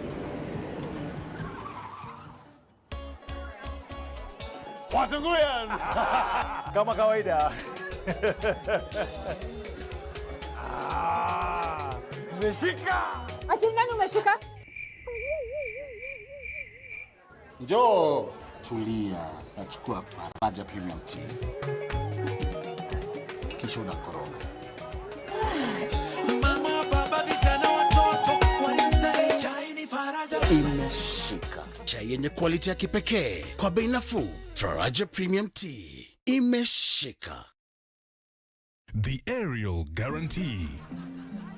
Asante sana. Sasa, ni nini kingine ambacho unaweza kumfanyia msichana wetu? Kila kitu. Hata kufua nguo na Aerial mpya. Basi, tuonyeshe. Hey, sasa fanya haya madoa yawe sugu zaidi.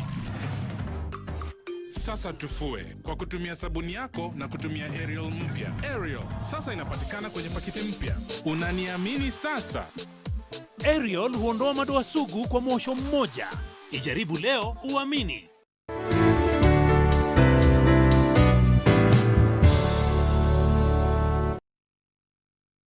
In partnership with the Ministry of Health, let's join together in following the set protocols. Wear your mask, sanitize, maintain social distance, and have your temperature checked each time you visit our stores.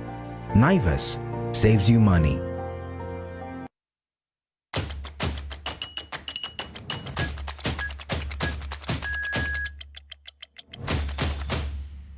And welcome back. All right, so now as we start this story, I was so surprised when I saw it because, I mean, is it that we have not been hit with COVID enough that someone would want to profit from this pandemic? It doesn't make any sense. Langata Hospital was in the middle of controversy this week after investors stormed their premises and found that they were charging patients 5,000 shillings for the COVID-19 test, and thereafter taking samples to be investigated at Kemri, which is a public institution where the test should happen for free.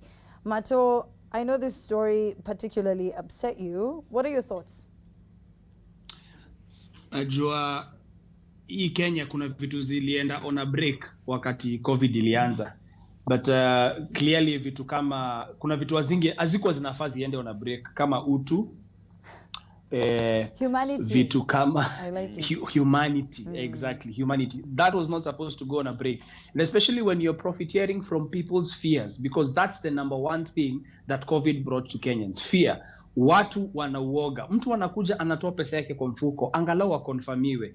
So apparently the results were real, but they were just not being done at Langata Hospital. That's the issue. So it was collaboration between Langata Hospital and Kemri. So tests zinapelekwa Langata Hospital, zinakimbizwa Kemri, unapata the right results unaletewa. Lakini kuna watu wanakulia hapo katikati. Meaning it would not have cost the amount that they were charging for it. Yeah, but you see at this time, Mato, people are already struggling as it is. This is not the time for you to look how you can make a quick buck. You're wrong, Sana, especially in health. You know, when you go see the doctor and he convinces you that you do need to get that MRI, you need to get this surgery, you need to get that, and they're telling you, you could die, there's a possibility that you could lose your life.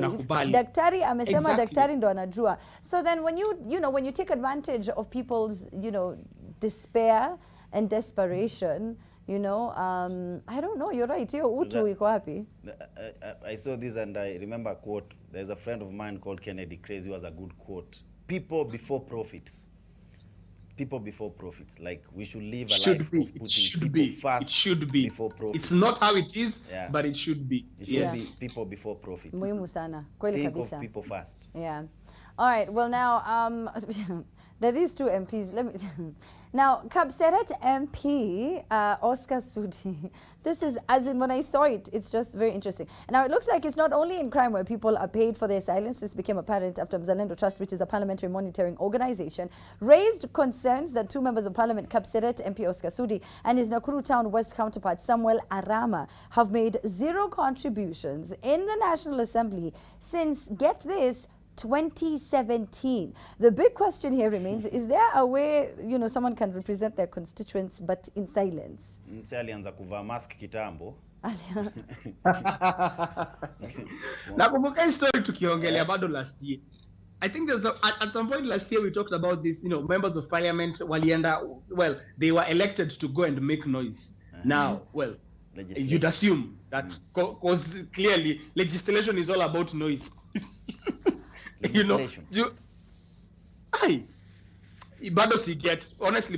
from 2017.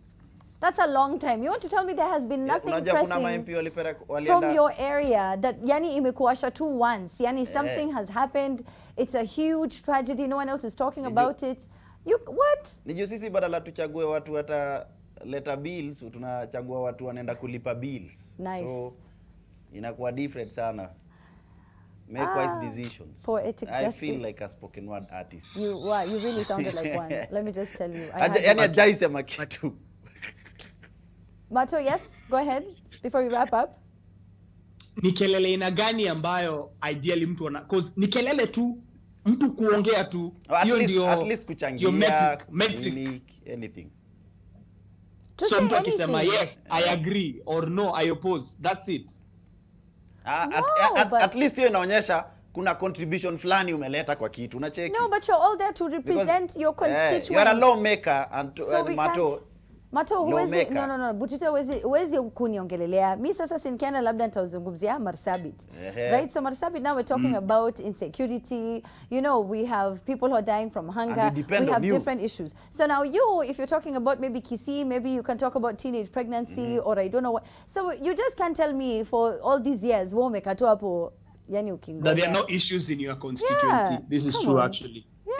Hapo wanaangusha watu, Sana. Anyway, but thank you so much, you guys. All right, so final comments. Butita? Final. Bye. Who's the bag? Who's the bag? The bag. No. Kwa hizo vitu zote kitu imeniumiza ni mtu amesema ni Akodhe. It's okay. Why? Kwa nini imekuumiza? You're allowed to think freely. Akodhe can own you, bro. What do you mean? Imeniumiza kwa sababu Akodhe cannot own something cheap like this. Okay, that's a nice save. I like that. Mato? Me, to be honest, I think I know who that bag belongs to. Oh, he said Mamitos! There you go! Nice, Mato. I like that. Don't leave him, don't leave us. But anyway, at that point, we're going to end the show. Catch us at 10 p.m. right here on NTV. My name is Amina Abdullah. Thank you, Butita. Thank you so much, Mato. Oh, so it's for Mamito. If it's for Mamito, it's very expensive. Nice. Okay. Anyway, so catch us at 10 p.m. right now. Time for the news. Have a good evening and keep on watching NTV. Adios.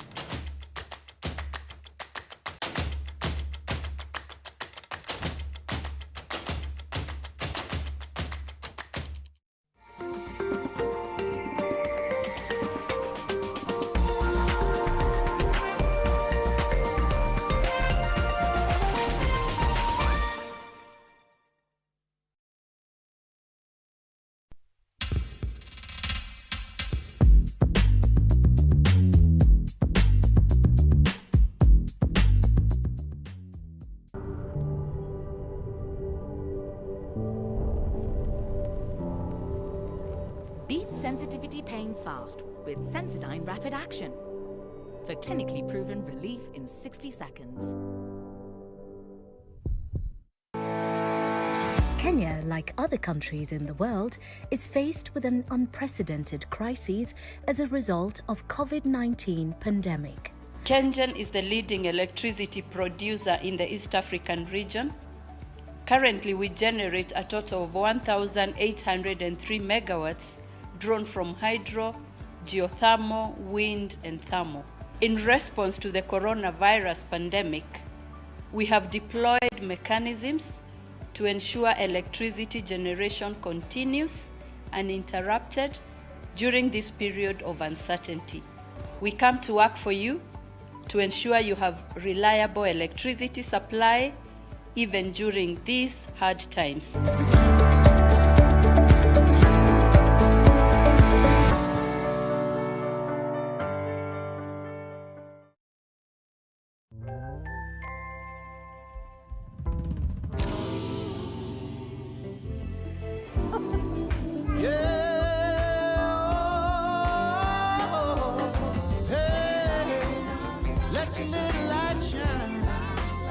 Let your little light shine for the world to see. Let your little light shine for the world to see. Kenya is moving to cement its position in global trade. Pleasure. Wonderful to have us. Negotiations of a free trade area with the United States. Initiation of a post-Brexit trade deal with the United Kingdom. And back home, solidifying its backyard through the Africa Continental Free Trade Area. What is in these deals for Kenya? This Tuesday, Business Redefined explores Kenya's bilateral trade position. Cleft lip and palate is among the most common birth defects in the world. And in Kenya, actually, approximately 1 out of every 700 children born has this deformity. Some people live a life of stigma and others with the complications. Mimi nilikuwa namficha. Naenda nyumbani. Bwana ni yeye sasa. Amekuinukia ile mbaya. Akaniambia patie huyu mtoto sumu tumue. We focus on this deformity and understand exactly what it is and the help that is needed.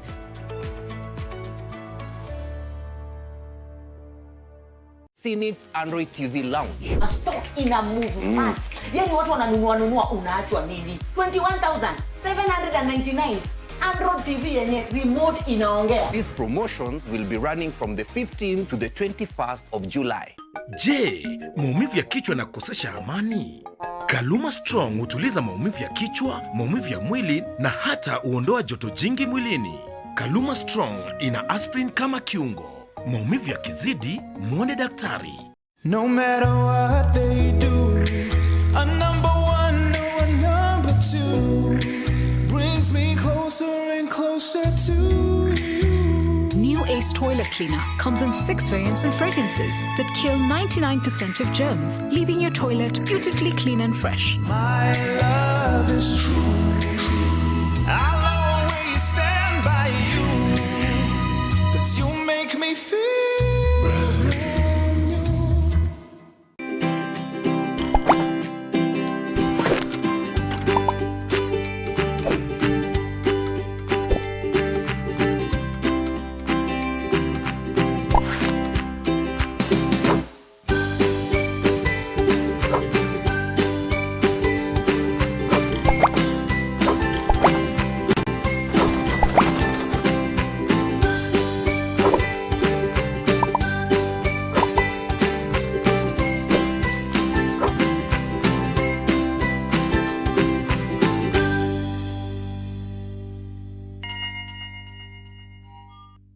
you need to sanitize or disinfect your hospital, school, factory, property, or community to ensure prevention and spread of COVID-19? Shop and Buy 254 brings you world-class foggers and fogging services right to your doorstep. Fogging disinfects both air and surfaces. This is also effective in disinfecting, prevention, and treatment of diseases and pests in livestock farming. To buy your foggers or get fogging services, call 0722 748 074 or email shopandbuy254@gmail.com. Stay safe. The COVID-19 fight is a collective responsibility.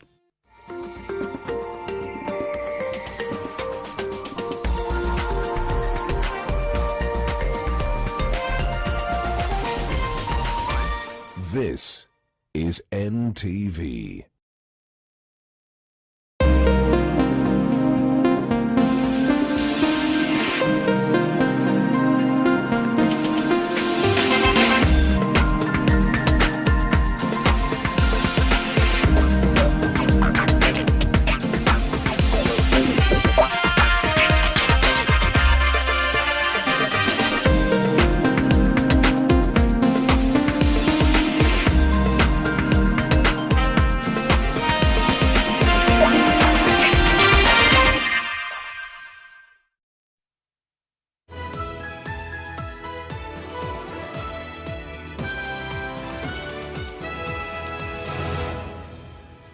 Good evening. You're watching NTV Weekend Edition. My name is Olive Burrows, and as has become customary, we start with the global COVID-19 numbers before we get to give you a taste of what we have lined up for you on NTV Weekend Edition. But first, the global numbers: 12,435,165. That's what the confirmed cases number stands at. Those who've died so far globally from the COVID-19 virus stand at 558,424. Those who've recovered gratefully stand at 7,252,605.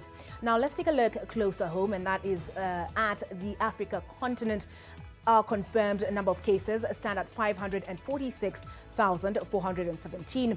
The number of deaths stand at 12,532 tragically, but thankfully those who've recovered stand at 266,624. Let's take a look at the situation in the USA. They have the highest number of a country of confirmed cases at 3,224,334. The number of deaths there stand at 135,885, and those who've recovered stand at 1,426,613. Now, those are the global numbers as far as the COVID-19 pandemic is concerned. We will be taking a look at the numbers nationally in a little while, but before then, let's get a taste of what else we have lined up for you on NTV Weekend Edition. Tonight, reality and faces of the education crisis. He was to resit his KCPE, but now has to deal with the lost year. Nilikuwa na 18 nikiingia form 1, but this imeniweza sana. What of solutions? It is important to start rethinking the idea of boarding schools in future. We should organize ourselves in estates and villages, because teachers are all over the place.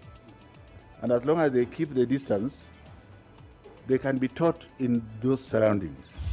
Also tonight, today we have also lost 8 patients to the disease. COVID-19 claims the first doctor in Kenya as 473 more people test positive. Plus, roads were opened, laws were broken, and homes are in mourning. Road carnage seems to be creeping back. Hiyo basi ikakuja ikagonga hii gari ingine ndio imekuja ikagonga mzee. Kwa ile gari tulikuwa excess. And on Bullseye, new bus, new problems for the Mulembe nation. Wanaenda kwa rais wa nchi kuomba bus. We were not there to be given a bus. Search for a new kingpin. Sidhani kuna mtu anaweza jua siri ya Uhuru Kenyatta kuliko mimi. Living proof that loyalty can buy royalty and happiness.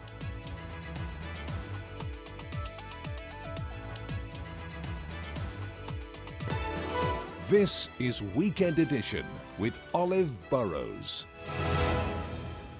My co-host tonight is Flora Atieno. Now, in the last 24 hours, at least 12 people have been reported to have died in road accidents across the country. The latest accident happened at Equator along the Nakuru-Eldoret Highway, where 4 people were confirmed to have been killed after a head-on collision that occurred at around 7 p.m. 8 other travelers in different parts of the country have also been killed in separate accidents. This comes just 4 days after the COVID-19 border restrictions were dropped, allowing Kenyans to traverse counties, as Anita Nkonge reports. The 3-month border and travel restrictions are over, at least for now. Initially put in place to help curb the COVID-19 pandemic to save lives, ironically, it would now seem that the lifting of such restrictions have caused the re-emergence of another sinister problem: road carnage. With many rushing to head up country, the risk of road accidents have increased. In the last 24 hours, 8 people have died due to road carnage. 5 people died on Thursday night in a road carnage involving 2 14-seater matatus and a lorry in Kingatwani area on the Machakos-Kitui Road. In a freak accident, the lorry driver lost control, hit a matatu that consequently hit another matatu. According to a passenger, the 9 p.m. curfew time fueled the matter. Enyewe gari ilikuwa inaenda kwa mwendo wa kasi. Juu tulitoka Machakos some minutes to 7, around 6:40.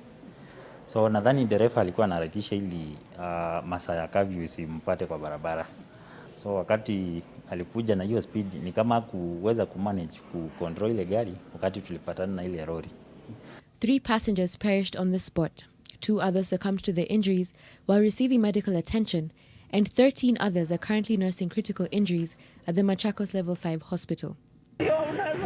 Along the Thika Super Highway, another tragic accident saw a man die on the spot after being hit by a matatu heading to Githurai from the Nairobi CBD. According to witnesses, he had stepped out of his car to change a flat tire before continuing on his journey with his family to Mwea. Akasema hapa panakuaga pabaya, sisi ndio tumetoka kwa gari tukatoka nje. Ana sasa mzee ndiye alikuwa anabadilisha mguu ndio tupeleke tucheju mguu. Kwanza tuijaze pumzi alafu tubadilishe. Sasa ndio hiyo accident, hiyo basi ikakuja. Ikagonga hii gari ingine ndio imekuja ikagonga mzee. Earlier this morning on the Thika Mwingi Garissa Road, 2 pedestrians were knocked down by a lorry, which was heading to Garissa from Nairobi, and lost control while trying to overtake a personal car. Tunaelewa ya kwamba ilikuwa maybe ni uendeshaji ubaya wa magari, hasa wakati hii ambaye kuna curfew, uendeshaji ambaye sasa watu wanaendesha gari bila kuzingatia kuendesha gari mwendo wa kasi sana. In Embu, 2 people were seriously injured following another accident along the Kirinyaga-Embu border. According to the last published National Transport and Safety Authority report on road accidents, by April 23rd of this year, 1,022 people had died from various forms of road accidents. With more traffic expected on the roads going into the weekend, it is hoped there will be no more deaths on the road. Anita Nkonge, NTV. Quite tragic, and I hope that we're all taking precautionary measures while on the roads.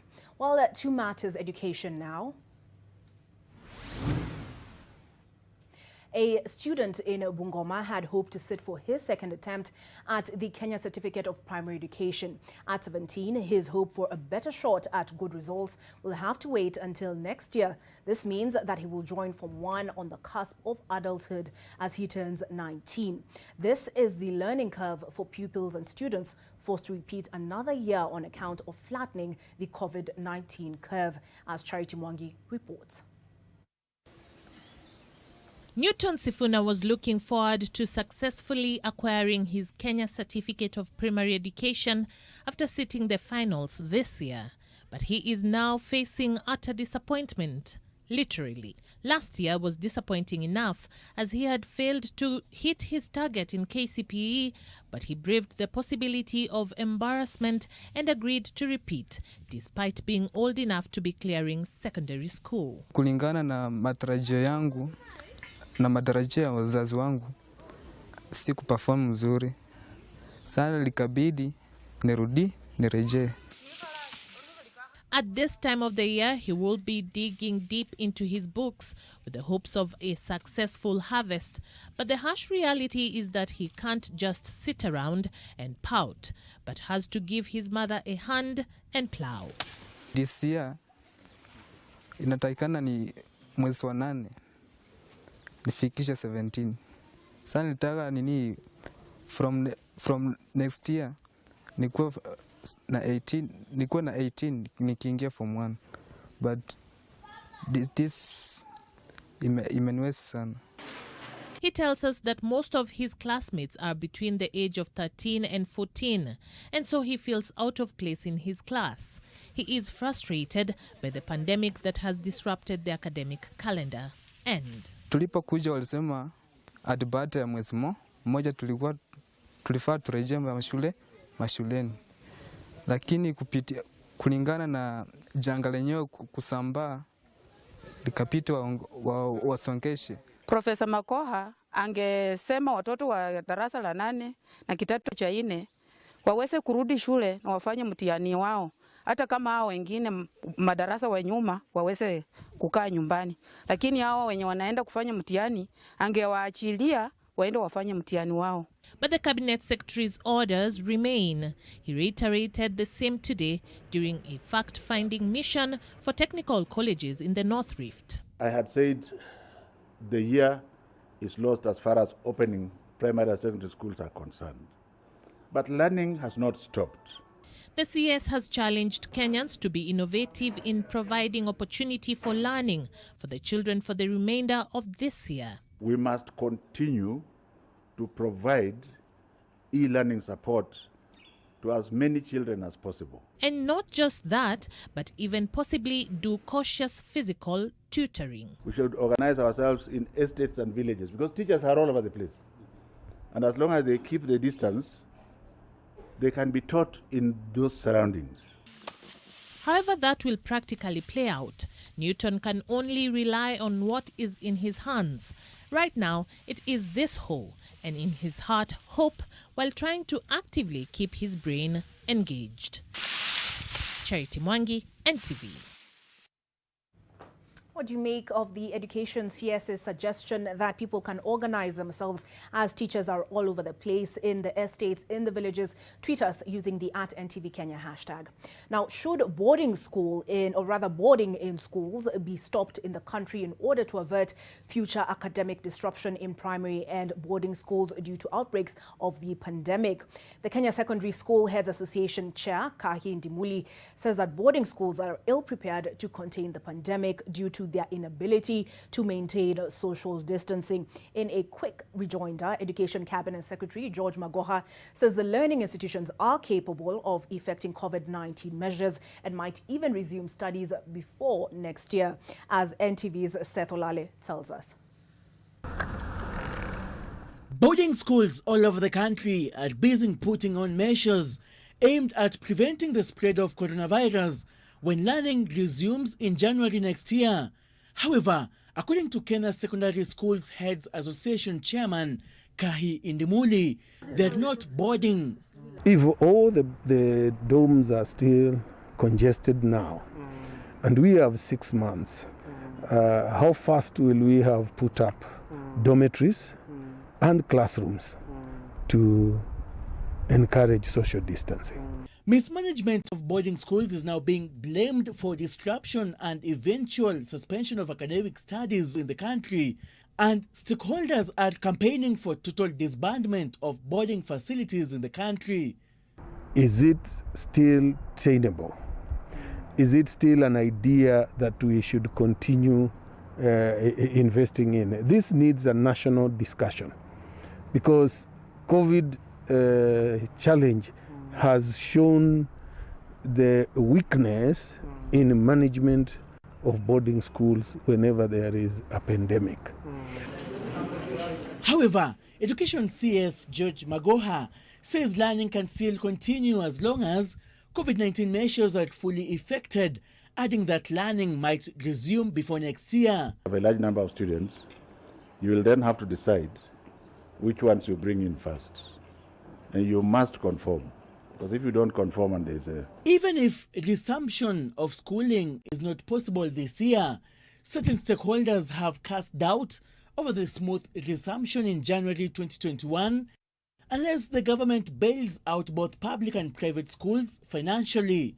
The professor concludes those expectations and the reality do not add up. To expect us to give money as capitation when the children are not there is not reasonable. We'll work through this with the PS and the Treasury.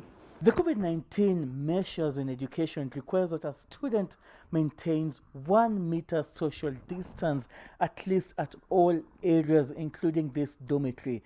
Now, the Ministry of Education has already released data capture forms in order to mark out areas that need facilitation, even as schools try and beat the 6-month deadline to prepare before reopening in January 2021. Seth Olale, NTV, Machakos School, Machakos County. Institutions of higher learning which have not met the tough conditions set by government to curb the spread of COVID-19 will not reopen by September.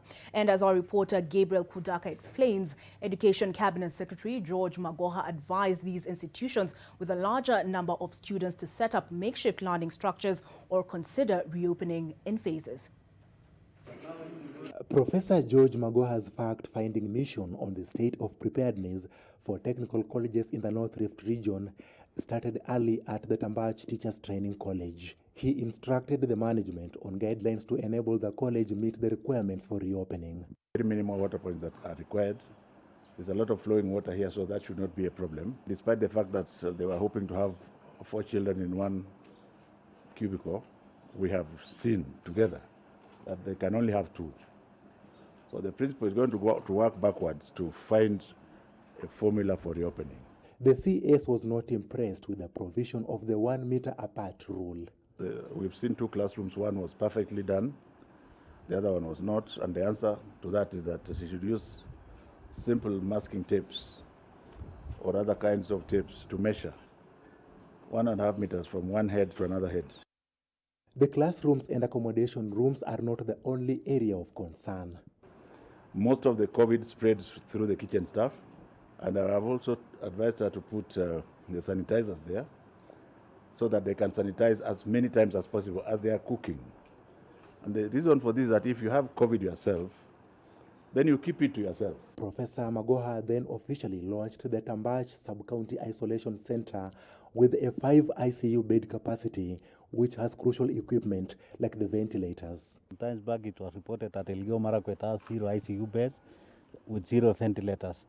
But at the moment, I think you've seen the institutions with the lowest risk of transmission will be the first to open. Gabriel Kudaka, NTV.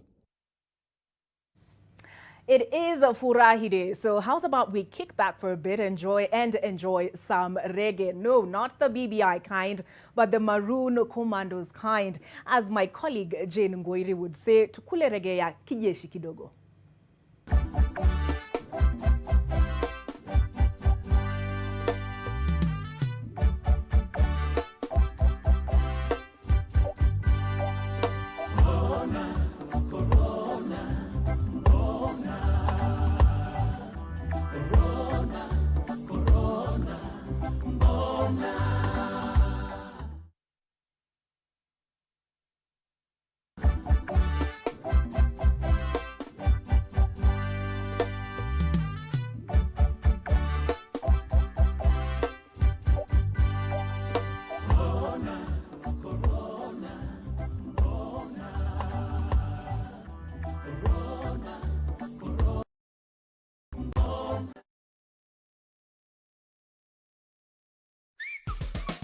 Oya ni aje, mimi Jonte Fresh. Mimi ndio nimetambulika hii Gikomba yote sekta ya manguo.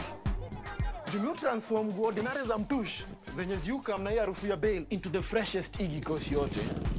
Siri ni hii Ariel mpya ya pink.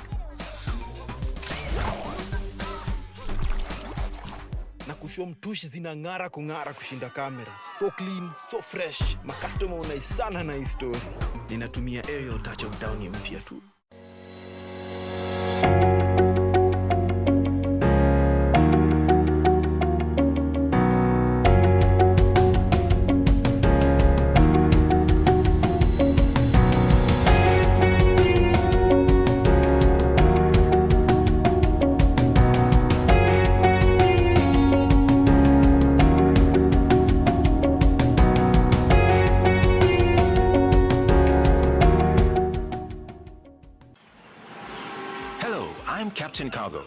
guide at Kenya Ports Authority today. I'm here to help you navigate through all the shipping and cargo processes at the port of Mombasa with utmost ease. So, if you want to know about our marine and cargo services and tariffs we charge, if you want to learn more about the cargo clearance processes for imports and exports, or if you're interested in our customer service standards, I'm Captain Cargo, always happy to show you the ways of the Port of Mombasa. For questions and to discover more, visit me at www.kpa.co.ke/Captain Cargo.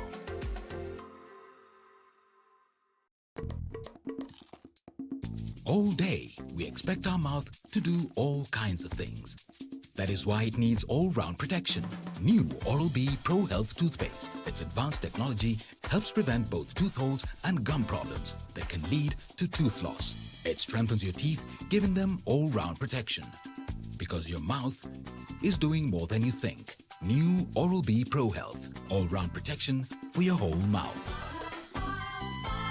iAbiri is ensuring that your travel experience is safe during these unprecedented times.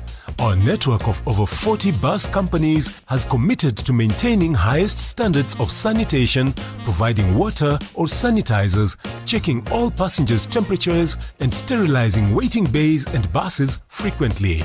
Wear your mask and maintain social distance always, and sneeze or cough into your elbow.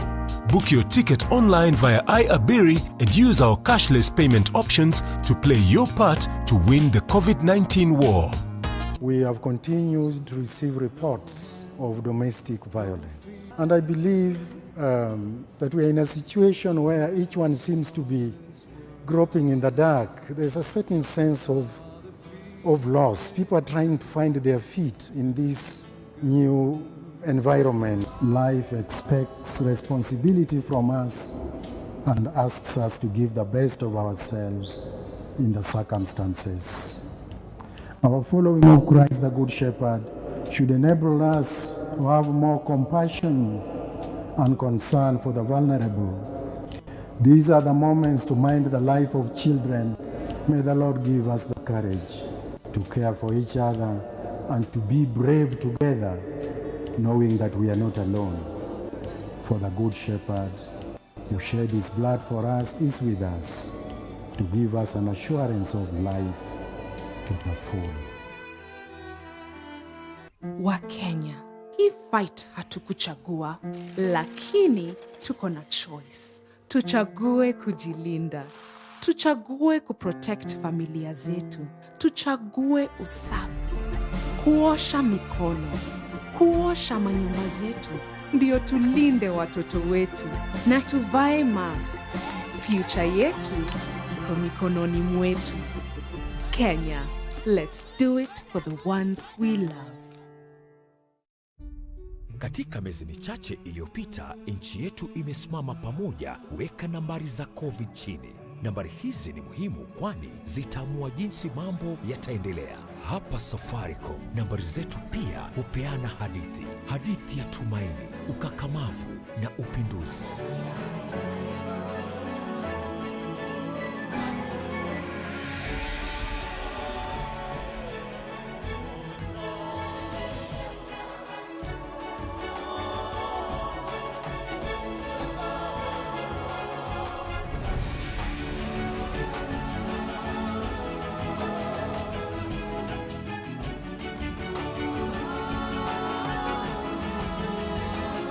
Kila siku nambari mpya hutueleza hadithi ile ile kwamba sisi hatukubali mambo tusiyoweza kufanya ije kati ya mambo tunaoweza.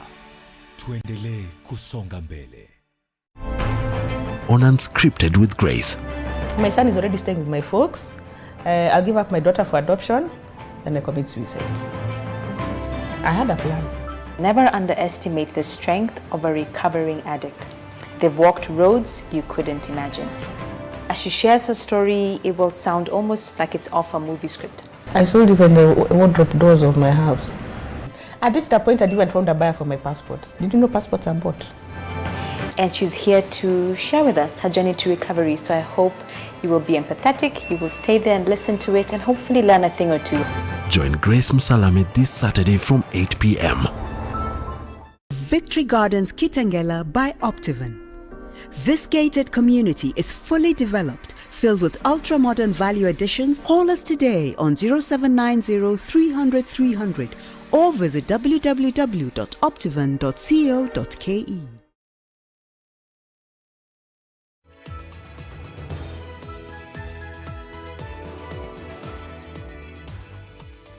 Thank you for staying with us on NTV Weekend Edition. The disruption of the school calendar this year has adversely affected students, parents and teachers, but its adverse impact goes far beyond these. There are multiple suppliers across the country whose entire business relies on schools being open if they are to make any revenue. Tonight, we shed the spotlight on some of these businesses and how the lost education calendar has thrown many businesses and by extension, many livelihoods into disarray. It is July 2020, and unlike in the past when Hamisi Said's workstation would have been abuzz with the printing of the examination papers for schools ahead of the end of the second term, it is now a pale shadow of its usual self. The closure of schools for the rest of the year has dealt him a big blow. Tangu tarehe 15 March, wakati walitangaza kuwa masomo yamesimama, hiyo ndio wakati ni kama tulipigwa msumari kwa kichwa. Sababu tulikuwa tumefanya supplies kwa institutions, alafu pia zingine tulikuwa tumeprint material zao. Said's pain is not exclusive to him. In Murang'a County, some suppliers are calling upon the government to step in and cushion them from the impact of delayed payments as schools have failed to meet their obligations. People outside here are suffering because the school suppliers or any other supplier anywhere needs to have funds to pay debts. Shule zitafunguliwa Januari, wengine wetu tunaona tukiendelea hivyo sisi tutakuja kuchotwa. Na tungeomba tu serikali iachilie pesa ndio tuweze kulipa bills zetu. Veteran high school principal and the executive director and co-founder of Nova Pioneer Schools, Christopher Haemba, says that the biggest loss for school suppliers this year is the absence of the stable and reliable demand that is often provided by schools. Schools are established centers of consumption and the supply.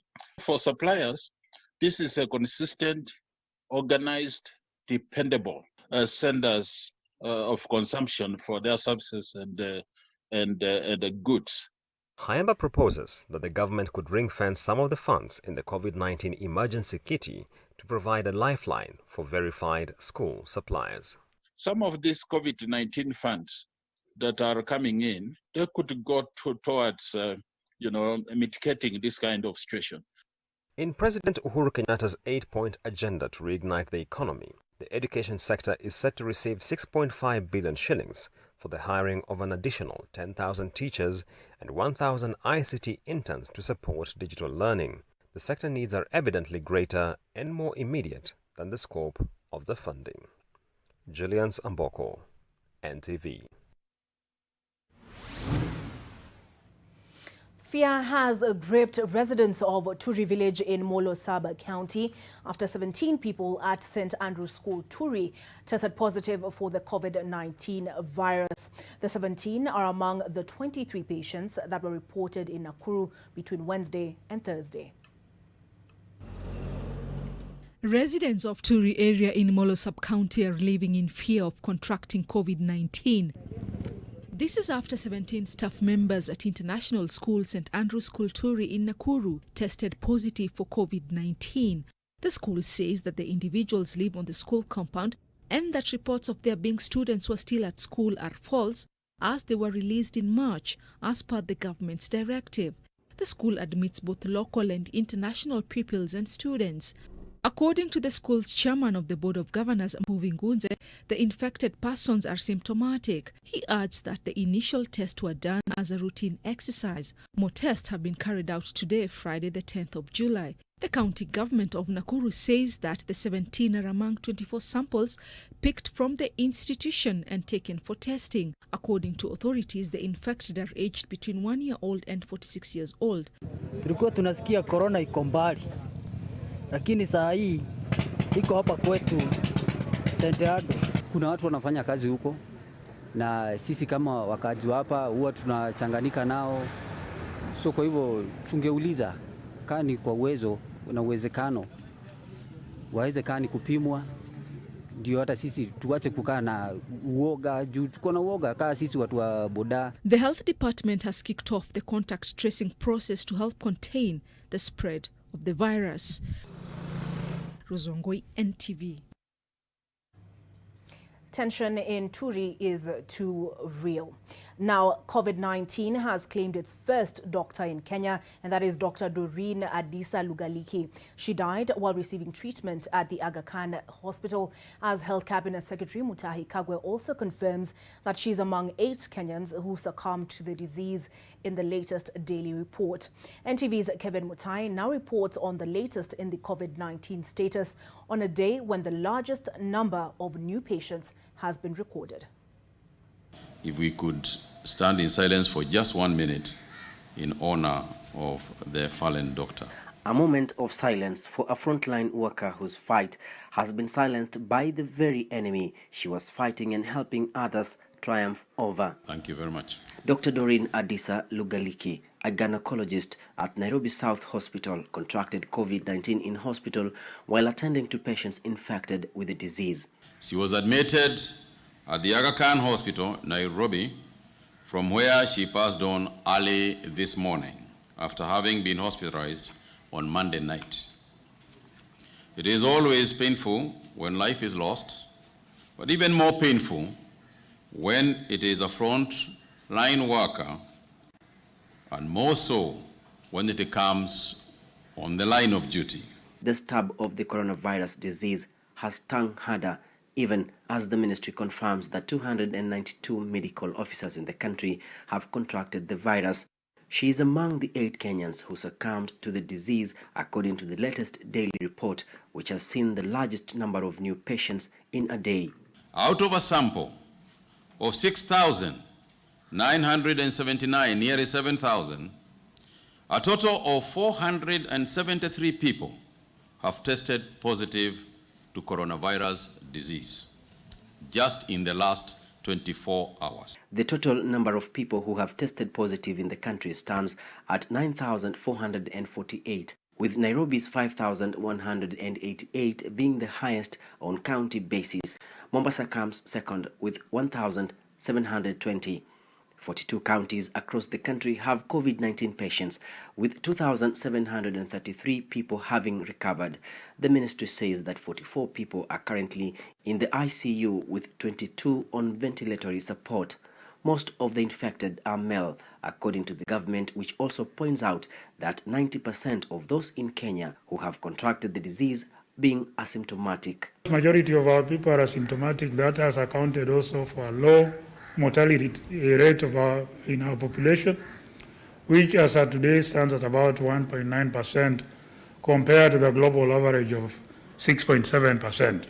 So going forward, we are going to put more emphasis on home-based care. Serikali ya county imefanya wezalo. Ikiwa ni hospitali tumezijenga, ikiwa ni ventilators tumeleta, ikiwa ni isolation beds tumeleta. Kinachobaki sasa ni Wakenya pia nao wacheze sehemu yao. Even as the country continues to record the highest numbers of COVID-19, health authorities are still advocating for personal responsibility as a tool to contain further spread of the highly contagious disease. Kevin Mutai, NTV, in Kilifi County. Around 948 teenage girls across the country get pregnant in a year, with most of these pregnancies being unwanted. This is according to a report by Sauti Sasa Youth Voices, an initiative by Amref Health Africa. The report also confirms that these figures are on the rise, especially with the closure of schools. Cases of teenage pregnancies have been on the rise, and the COVID-19 pandemic has made things worse, with many teenage girls from informal settlements being most affected, as they have been forced to try and fend for themselves. Young girls are having transactional sex to just cope with the situation. Sauti Sasa Youth Initiative Group wants the government to implement comprehensive reproductive health education as a way to educate teenagers, but to also involve them. Parents should take charge of now training their kids on life skills, real life skill situation, and then the community leaders and also the health facility now to accept the young people, even if they want to access any sexual reproductive health issues. More investments in advocating against harmful cultural practices, including female genital mutilation, early marriages and bidding, that have contributed to high rates of teenage pregnancy in a number of regions and have proven to be detrimental to the girl child development. Kenya introduced the Adolescent Sexual and Reproductive Health Policy in 2015, but no policy implementation. That is just good on paper. On the other hand, Senate had a sitting chaired by Susan Kihika lobbying for the bill. For those who have been out there on TV and everything condemning, when we invite them for the stakeholders meeting, that they will also show up, so that when we have the bill, finally, a bill that is acceptable to all of us, their views are also properly taken into account. They don't know what women go through after that abortion, and that's why we need to educate people to understand what post-abortion distress or trauma is, so that they don't even begin to go that direction, so that we take care of our sexuality first. One of the challenges the pregnant teenagers face is access to medical care, as most of them cannot be able to afford prenatal care. On Thursday, President Uhuru Kenyatta issued a directive to chiefs countrywide to record the number of pregnant teenagers within their area of jurisdiction, so as to ensure they will get access to health care. Helen Aura, NTV. Money, money, money, money makes the world go round. Business news up next.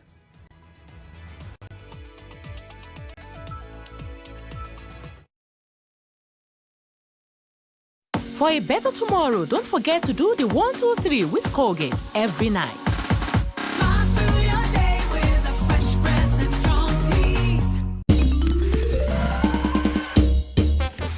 Sona moja imetengenezwa kwa njia spesheli ili kupambana na maumivu kwa haraka. Sona moja ina aspirin kama kiungo. Sona moja, kitulizo kamili. Maumivu yakizidi, pata ushauri wa daktari.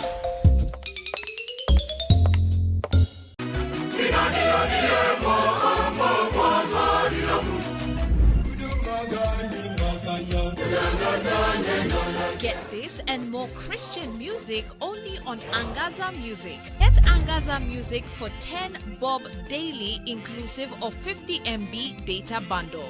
Dial *544#, then select option 6 on your Safaricom line. Angaza Music. Baraka mkononi. We all are looking for products to protect ourselves from viruses, but not all products protect us. Did you know that using Dettol soap and water protects against viruses? Many viruses are surrounded by an envelope with receptors that enable them to enter a human cell and cause infection. Dettol soap destroys the outer layer of the virus and effectively removes it. Protect your family from the spread of viruses with Dettol. Dettol cleans and is now tested and proven to be effective against COVID-19 virus. This has been Medivax for Dettol. Ah, Helen Paul. Hello, madam. Would you like to join us on this mission? Yes, but how? Just one question for you. How do you keep your toilet clean? I use regular detergent and bleach for washing and removing yellow stains. I've been using it for years. Oh, madam, the regular detergents and bleach are used for washing clothes. To disinfect your toilet properly, you need Harpic 10X. It is specially made for germs and stains removal. Harpic's thick formula settles on stains and gives 10 times better cleaning compared to regular detergents and bleach. Wow, now I'm convinced, Helen Paul. Really? Yeah. Now that she's part of the mission, the next house is yours.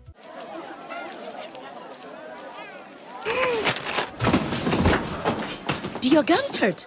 Yeah. Does your toothpaste contain sage, eucalyptus, myrrh, chamomile? All that in one toothpaste? Yes, try Colgate Herbal. Colgate Herbal contains nature's best herbs and Colgate's fluoride technology to give you strong teeth and healthy gums. Ah, Colgate Herbal. Let's go. Colgate Herbal for strong teeth and healthy gums naturally. I'm here for small biasharas, in my hood or beyond. I'm here for my customers. Kuasot every time they come through. Put your business on the map with Visa. Where you shop matters.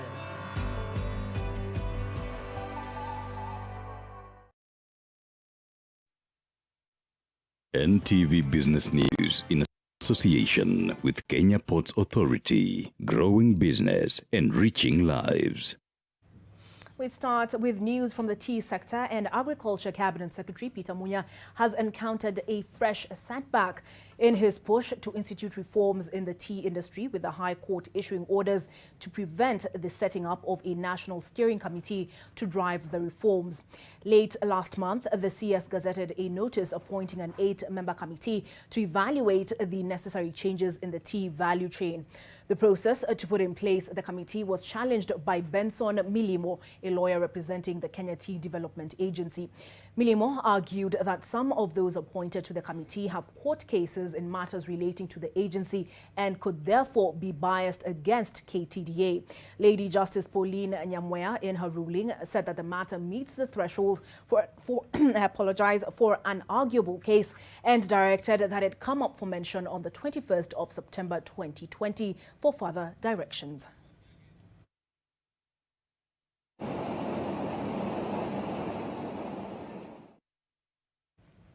The government's Older Persons Cash Transfer Program is a well-meaning social safety net program for elderly citizens, but some of the beneficiaries are being swindled out of their cash by their own relatives. They are entitled to receive 4,000 shillings every 2 months, but as Alex Mwangi reports, some barely benefit from the cash. 76-year-old Frida Odeda, who lives in Obekai village located south of Teso in Busia County, is a beneficiary of the Inua Jamii initiative. One, however, wouldn't know this given the neglect that she has been subjected to by some of her very own family members. Her daughter-in-law, Anastasia Epale, admits to receiving the cash and doing her best to share with the rest of the family, many of whom are struggling to make ends meet. Nakula tu hiyo pesa nikikuja naye hapa nyumbani kwa sababu ninajua huyu pia ni mtoto yake last born. Siwezi kumnyima kitu kidogo kwa sababu yeye pia ako kwa mimi nikitoka mimi nafanya jua kali. Sasa yeye niko sokoni. Hata yeye hapa nyumbani ndiye ako karibu sana kushughulikia upande ya mama, kuangalianga mama jinsi ilivyo kwa nyumba. We seek to understand more on the division of the funds from Frida's son, Robert Osike, who breaks down how the money was shared. Aligawa msichana yake mkwe, akagawa mimi, akagawa ndugu wangu Lubino, akagawa ndugu wangu Bara. Concern over Frida's welfare has led to intervention with a view to making her enjoy the full benefits of the cash from the government. Hakuwa ananunulia uchocho vitu. Sasa ndo sasa mimi nikafanya namna gani? Nikaenda kureport kwa Luguru. Ndio nikaenda kwa assistant chief. Ndio sasa wakaita inisha yeye huko. Alafu sasa ndo wakafanya namna gani? Wakanipea hiyo vitu juzi. Ndio sasa nikachukua pesa, nikahudumia hivi alikuwa anatakana vile walikuwa wananielezea hapa. Frida's neighbor, 84-year-old Scholastica Napangore, also suffers the same fate. Her grandson, who gets the money from the government on her behalf, wastes it. Wamepata pesa kwa miezi 5. Kwa hiyo miezi 5 hatujawahi ona mapatiliko ya hiyo pesa kwa hiyo mzee. Akipata pesa kazi yake ya kwanza ni pombe, sikara na pangi na karata. This sad state of affairs has led to efforts to have the youthful administrators of the cash for elder citizens vetted in order to ensure that the elderly get their dues in full. Tulitoa watu wawili sababu wengine ni watu walevi. Sasa wazee akikuja tuko gangari. Mwenye na haribu tunatoa. The cases of Frida and Scholastica point to the need for oversight of the funds by social workers or village elders where possible to ensure that the cash for senior citizens is not subjected to misuse by the wrong beneficiaries. Alex Mwangi, NTV. For dairy farmers, the volume of their output depends on various factors, chief among them being the quality of the feeds for their prized animals. Gabriel Kudaka talked to a farmer who has found a way to increase his yields by having the burden of producing feeds taken away from him. Here's his report. Cliff Laboga, a dairy farmer, knows what the struggle to get quality feeds for his cows entails. Kulikuwa na challenge ya chakula. By the time watukuwa tumeandikishana nao contract, tulikuwa na shortage, tunaweza tengeneza chakula kidogo, ng'ombe wakikula inaisha. For many farmers, the financial muscle and technological capacity required to establish a consistent supply of quality feeds is beyond their scope. This explains why outsourcing some of those processes comes in handy. We try and adapt this model so that farmers can specialize in producing milk. The contractor can specialize in producing feeds. Part of the challenges that farmers were experiencing in the past was high losses, whereby a farmer could get up to losses of 50% in an acre. Feeding is a combination of so many factors. You need the right feed, but also you need to be feeding the right cow. So we look at the herds our farmers have, and we can advise on where to improve in terms of genetics.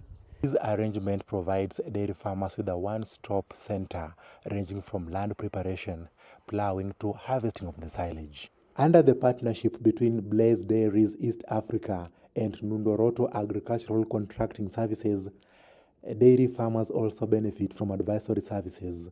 After 6 years, these partnerships are paying off for Wycliffe. Average yetu ya maziwa ilikuanga 12 per cow. By now we have double. Ulikuwa unaweza harvest 8 to 9 tons per acre. But now contractor anafanya kila kitu. You can harvest up to 18 tons per acre. Besides learning the tricks of the trade for farming, farmers are well advised to seek beneficial partnerships in areas where they lack expertise to improve better their yields. Gabriel Kudaka, NTV Business. If you're like me, then you wait all week for Friday so that you see what Emmanuel Juma has conjured up on Bullseye. Bullseye up next. NTV Business News in association with Kenya Ports Authority. Hello, I'm Captain Cargo. For questions and to discover more, visit me at www.kpa.co.ke/Captain Cargo.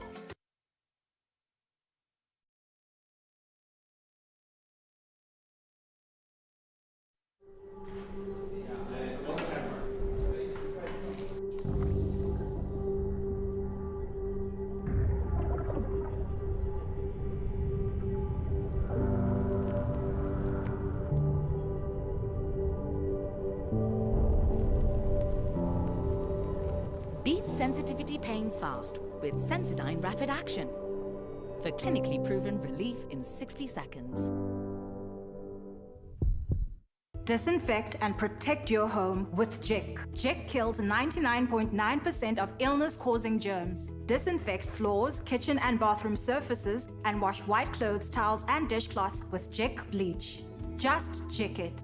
Explorers of the night, wale wase wa kuhustle usiku, kustreama movies, music mix diehards, and gaming fanatics. We've heard you. It is now your time to fly your flag high. Do what you love, mpaka che na Telkom. Join Usiku Sako with Telkom night bundles that allow you rule the night at prices you love. Join our tribe, Usiku Sako Squad. Just dial *544# from your Telkom line and select the night bundle of your dreams. You are the legend the night needs. I'm here for small biasharas, in my hood or beyond. I'm here for my customers, Kuasot every time they come through. Put your business on the map with Visa. Where you shop matters.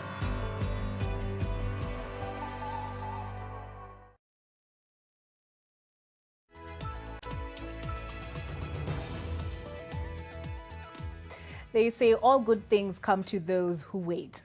The quest for unity and the forces of division may be strange bedfellows, but in the land of Mulembe, they seem to walk hand in hand. It's all about who takes the mantle of a gatekeeper and who needs who amid confusion over who is loyal to who. Not even a new bus is helping, with some leaders declaring that they are not boarding, as Emmanuel Juma now reports on Bullseye.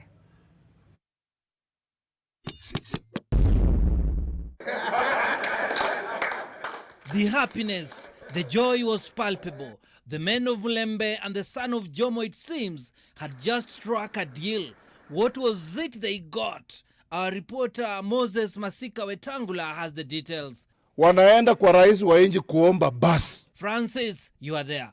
Is the reporting correct? We were not there to be given a bus. The president only blessed that bus. Na tukauliza rais mambo kadhaa. Halafu wanatudanganya. We sat and had a long discussion with the president to come out with a bus. Just call it Luhia bus politics. I want to make it absolutely clear that I helped to buy that bus. How about these two, the ones seeking divine intervention? They were also approached by CS Wamalwa to contribute to this bus, Musalia and Wetangula, and they declined. That could mean they are not interested in taking a ride on the bus. He should join other leaders. He should not play it solo. He should not be a smooth operator. How about you joining them? The leadership of Western Kenya is in my hands. It's not in their hands. Yeah, so they need me more than I need them. They need me more than I need them. They need me more than I need them. People of Western Kenya, you will never walk alone. The people of Kenya, you will never walk alone. And as you can see, Francis, they are not walking alone. Perhaps it's time you started hanging around them. I will never hang on somebody's shoulders. I will never hang on somebody's shoulders. If this is the bus the Mulembe nation is expected to board, chances are it will leave half empty, meaning the disunity persists. Let me tell you, there is nothing like Luhya unity. There is nothing. That is a misconception. Luhyas are united. But before then, we must find a person Mamangilu calls... Kingpin. Yes, that one. Western Kenya region imeiva. Imeiva kutoa rais wa Jamhuri ya Kenya. Luhyas will never elect beggars. No beggar will be elected in Western Kenya. Let's see who among them is closest to Hunye and therefore closest to power. Niko peke yangu huko. Na kama kuna mtu anajua siri ya Uhuru Kenyatta, sidhani kuna mtu anaweza jua siri ya Uhuru Kenyatta kuliko mimi. Governor Paranya anasema ikiwa we are serious, tuvunje vyama vyetu, tuwe na chama kimoja. Na yeye anazungumza, na yeye ni deputy party leader wa ODM. Ukitaka kuwa Luhya spokesman, wewe endelea. Hatuna haja na hiyo. Wewe endelea na hiyo. Ukitaka kuwa Luhya gatekeeper, wewe endelea. And Atwoli will still say, Luhyas are united. This squabbling is everywhere. And as this goes on, the threat of somebody else executing a katikati move among the people of Mulembe is ever present. Kenda kule kwangu Bondo ni Sakwa. Sakwa. Raila Odinga ni mjukuu wa 13 wa Nabongo Wanga. Hata ukimuuliza Mulembe, hata ajue anajibu nini. Azua hii. Hallelujah vero. They sing on, and each song is no longer just a song, but a message, a deep political message. Nayani kutemashaka. Decipher the message for us, William. Kuna changamoto katika vyama. We get it. How about you, Sankok? Are you still Jubilee Damu? If you take my blood sample, you will not get coronavirus. Instead, the composition of my blood will be red blood cells, Uhuru, white blood cells, Kenyatta. And where is William? So the minerals that are in my blood, sodium and potassium, which are normally very reactive, is Ruto, Murathe, and Tujo. You better believe the man. Look at Junet now. This is what loyalty has bought him. A ride millions can only dream and read about. Call him anything you want, sycophant or ngombe, but the man is truly living, not surviving. It's all about knowing people. Waziri Mutahi, do you know a man called Burale? Murathe? Who? Huh? Now, me, I never heard of this guy. Burale, sir. A man who has been getting lots of booze lately. What is he doing? You don't get it. When you say I can get it, I can get it. I just... Emmanuel Juma, Bullseye, NTV. I don't know what else to say other than just to shake my head. Well, that's it for Bullseye, but Ida Waringa, looking resplendent in mustard, is coming up next with sports.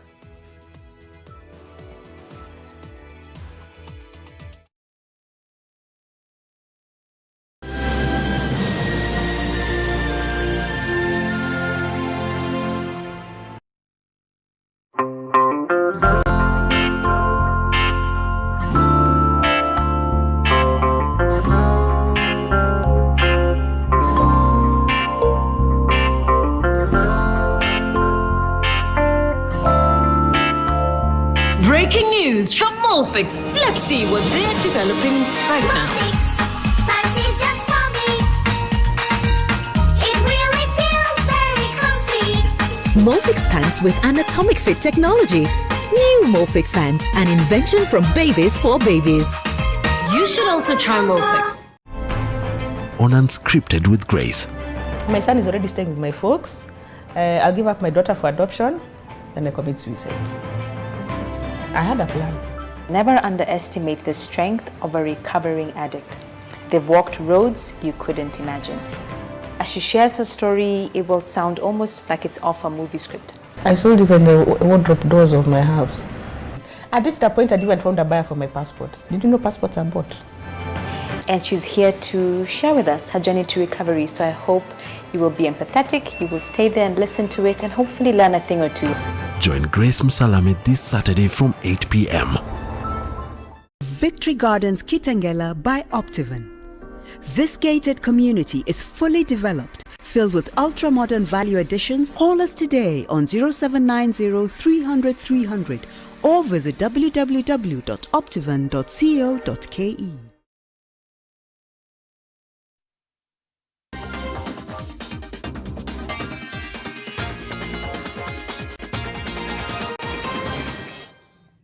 A very good evening to you. Time for the latest in the world of sport. Now, former national football team captain Musa Otieno has experienced both sides of the spectrum during these challenging COVID-19 times. Otero, as he is popularly known, went from offering a helping hand to those affected by the pandemic to contracting the coronavirus. Otieno's message is simple. COVID-19 is real. Former Harambee Stars long-serving captain Musa Otieno has faced many opponents in his storied career, but none as deadly as the coronavirus that saw him develop symptoms over 2 weeks ago. Took to myself to Mbagathi hospital. Kwenda hapo nikapimwa, wakaniambia nikuja after 4 days, which was a bit of a challenge because vile nilikuwa na feel there is no way I could have gone back home. Tena nikajichukua nikajipeleka Kenyatta. Otieno received his COVID-19 positive diagnosis 3 days after his admission to the infectious disease unit at the Kenyatta National Hospital. Nilikuwa in another world, a world where siwezi tembea, a world where naweza taka kukula siwezi kula, hata kwenda kwa loo ilikuwa ni shida. And while Otero, as he is popularly known, can't quite trace the point of infection, he has been on a philanthropic mission to help vulnerable families affected by COVID-19 since its outbreak. Through his Kickoff to Hope Foundation, over 1,000 families have benefited in the Maringo area. Otieno admits to previously having not taken the disease seriously, a stance he has since changed. Your perspective nilikuwa niko nayo. Nilikuwa najua but nilikuwa najua hizi ni za wangoso. hizi ni watu wako Italy, mtu kama Musa ama mtu uko mtaa, because sijaona mtu around mimi. The former Kenyan international is currently in a 14-day isolation at his home with his family who tested negative for the coronavirus. I've been given a second chance to preach it, kuambia watu jamaa, corona is real.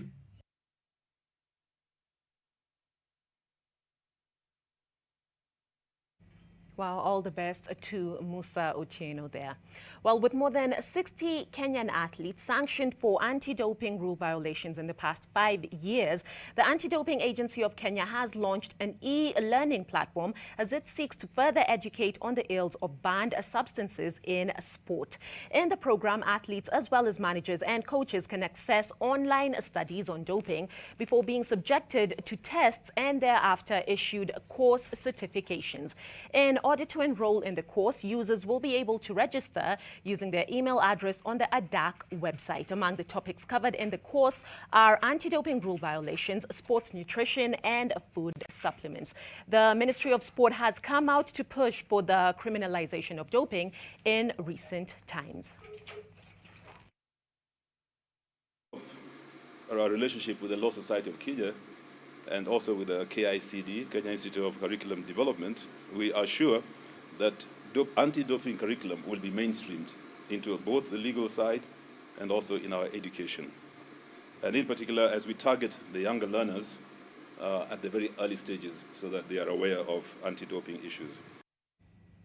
Well, definitely quite the interesting and welcome initiative, especially following the discussion on Thursday night's Nation Leadership Forum, where NTV Sport did question and inquire on the development of the MOU signed back in 2018 between ADAC and the KICD. Welcome initiative. Let's move on. Barcelona and Bayern Munich will meet in the quarterfinals of the UEFA Champions League should both sides make it through, following the Champions League draw for the quarterfinals, semi-finals and final made from the UEFA headquarters in Switzerland. Meanwhile, if Manchester City can finish the job in their last 16 tie against Real Madrid, Pep Guardiola's team will go on to a quarterfinal against either Juventus or Lyon. Madrid trail Manchester City 2-1 in their unfinished round of 16 tie, while Juventus trail Lyon 1-0 ahead of the second leg. Now postponed in March as the pandemic took over, all remaining last 16 second legs are due to be played on August 7th and 8th. The competition will then conclude in a closed-door 8-team knockout tournament in Portugal from 12th through to 23rd August in one-off games. UEFA has implemented the same 5 substitute rule as the Premier League for the remainder of that tournament. While keeping it international, Manchester United kept up their chase for a top-4 spot with a comfortable 3-0 win at a relegation-threatened Aston Villa in the English Premier League. United went ahead in the 27th minute through Bruno Fernandes after a debatable penalty award. There was no dispute, though, about United's second goal as a thundering drive from teenage sensation Mason Greenwood just before the break. Paul Pogba wrapped up the win in the second half. The victory means United, who are now unbeaten in 17 matches in all competitions, become the first team since the formation of the Premier League to win 4 consecutive matches by a margin of 3 or more goals. In other results, Everton and Southampton drew 1-1, while Bournemouth played out to a drab 0-0 draw with 9th-placed Tottenham. The spot, and he has. Fernandes converts again, and Manchester United lead again. Martial, Greenwood, Mason Greenwood hammers it home for Manchester United. Well, just a quick one before I throw it back to Olive. The Football Association actually came out to admit that there were errors in the VAR decisions across all 3 matches on Thursday night. The English Premier League takes a break tonight. We will be back tomorrow. Olive, it's over to you. Thank you, Ida. And from myself and my co-host Flora Tieno, it's good night. But coming up is the trend. I can see DJE across the way, across from me in the studio. He's all set up. I wonder if I can sweet talk him to play a little bit of that new Maroon Commandos single, Corona Bona, during the show. But that's it from myself. I will see you tomorrow, same time, same place.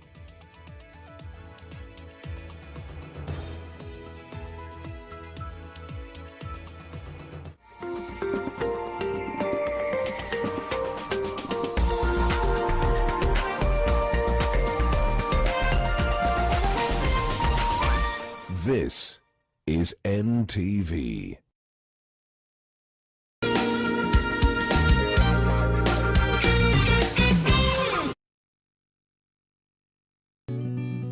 I help women find independence by training them in fish farming. It's tough on my back, joints, and can cause headaches.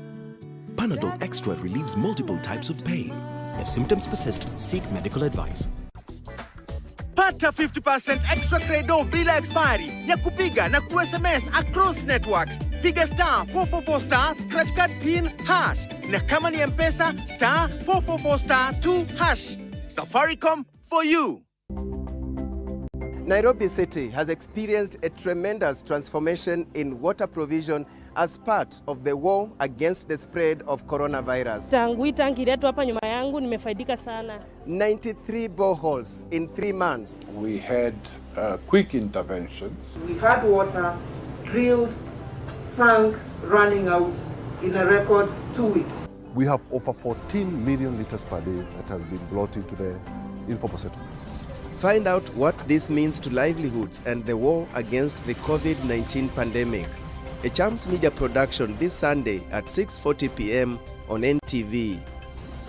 Finding the truth in these uncertain times has become certain. Possibilities for business even more convenient with the Nation e-paper. To enjoy this and more, simply dial star 550 star 1 hash for Daily Nation and star 550 star 5 hash for Business Daily on your mobile phone and get 50% discount on the e-paper. Yes, for just 20 shillings each, the truth will find you and more possibilities right where you are. Dial star 550 star 1 hash for Daily Nation and star 550 star 5 hash for Business Daily today. Terms and conditions apply. Unajua kutoka tuane, umekuanga na issues na mimi 24/7. But ni ukweli wewe ndio ulikam na baggage mingi. Ni kama wives tunaendanga shule fulani ya kuchange our spouse and yet it just does not work. Mimi sioni issue unless ni mimi. Wacha mwao. Unajua mimi nikigrow budangu na madangu hakuanga pamoja for a very long time, as in like growth yangu mingi sana, so nimegrow na mamangu ndiye alikuanga everything, kukuja shule, kunivisit, everything. Nigga, I'm helping you bro. Brother, I got you. Darling, I'm helping you. Wakikam kuna kitenge fulani imeshonwa. Wacha wakam. She never takes anything serious. On Unscripted with Grace. My son is already staying with my folks. I'll give up my daughter for adoption and I commit suicide. I had a plan. Never underestimate the strength of a recovering addict. They've walked roads you couldn't imagine. As she shares her story, it will sound almost like it's off a movie script. I sold even the wardrobe doors of my house. At that point, I even found a buyer for my passport. Did you know passports are bought? And she's here to share with us her journey to recovery. So I hope you will be empathetic, you will stay there and listen to it and hopefully learn a thing or two. Join Grace Msalame this Saturday from 8 p.m. Victory Gardens Kitengela by Optiven. This gated community is fully developed, filled with ultra-modern value additions. Call us today on 0790 300 300 or visit www.optiven.co.ke. Change can be disruptive, but Business Daily has got you covered from Monday to Friday. Get evolving trends, ingenious business ideas, and the latest tech content in the new market dynamic, and exciting lifestyle content in the new normal environment. Business Daily. More possibilities. You spoke, we listened, and now every weekday at 6:30 a.m. you can join Evelyn and Peter to get your daily fitness fix. Some booty exercises and some dancing, while at each you could even lose some weight. Get moving, we guarantee you will love it. Do you need to send your parcel or document during this period? The Nation Courier Services, with over 15 years of distribution experience, will deliver it for you. We deliver to every corner of Kenya. due to our strong distribution network, have overnight door-to-door service and same-day intra-city service with the security and safety of the client's shipment guaranteed. Your parcel is our priority. We'll deliver it for you. Contact us for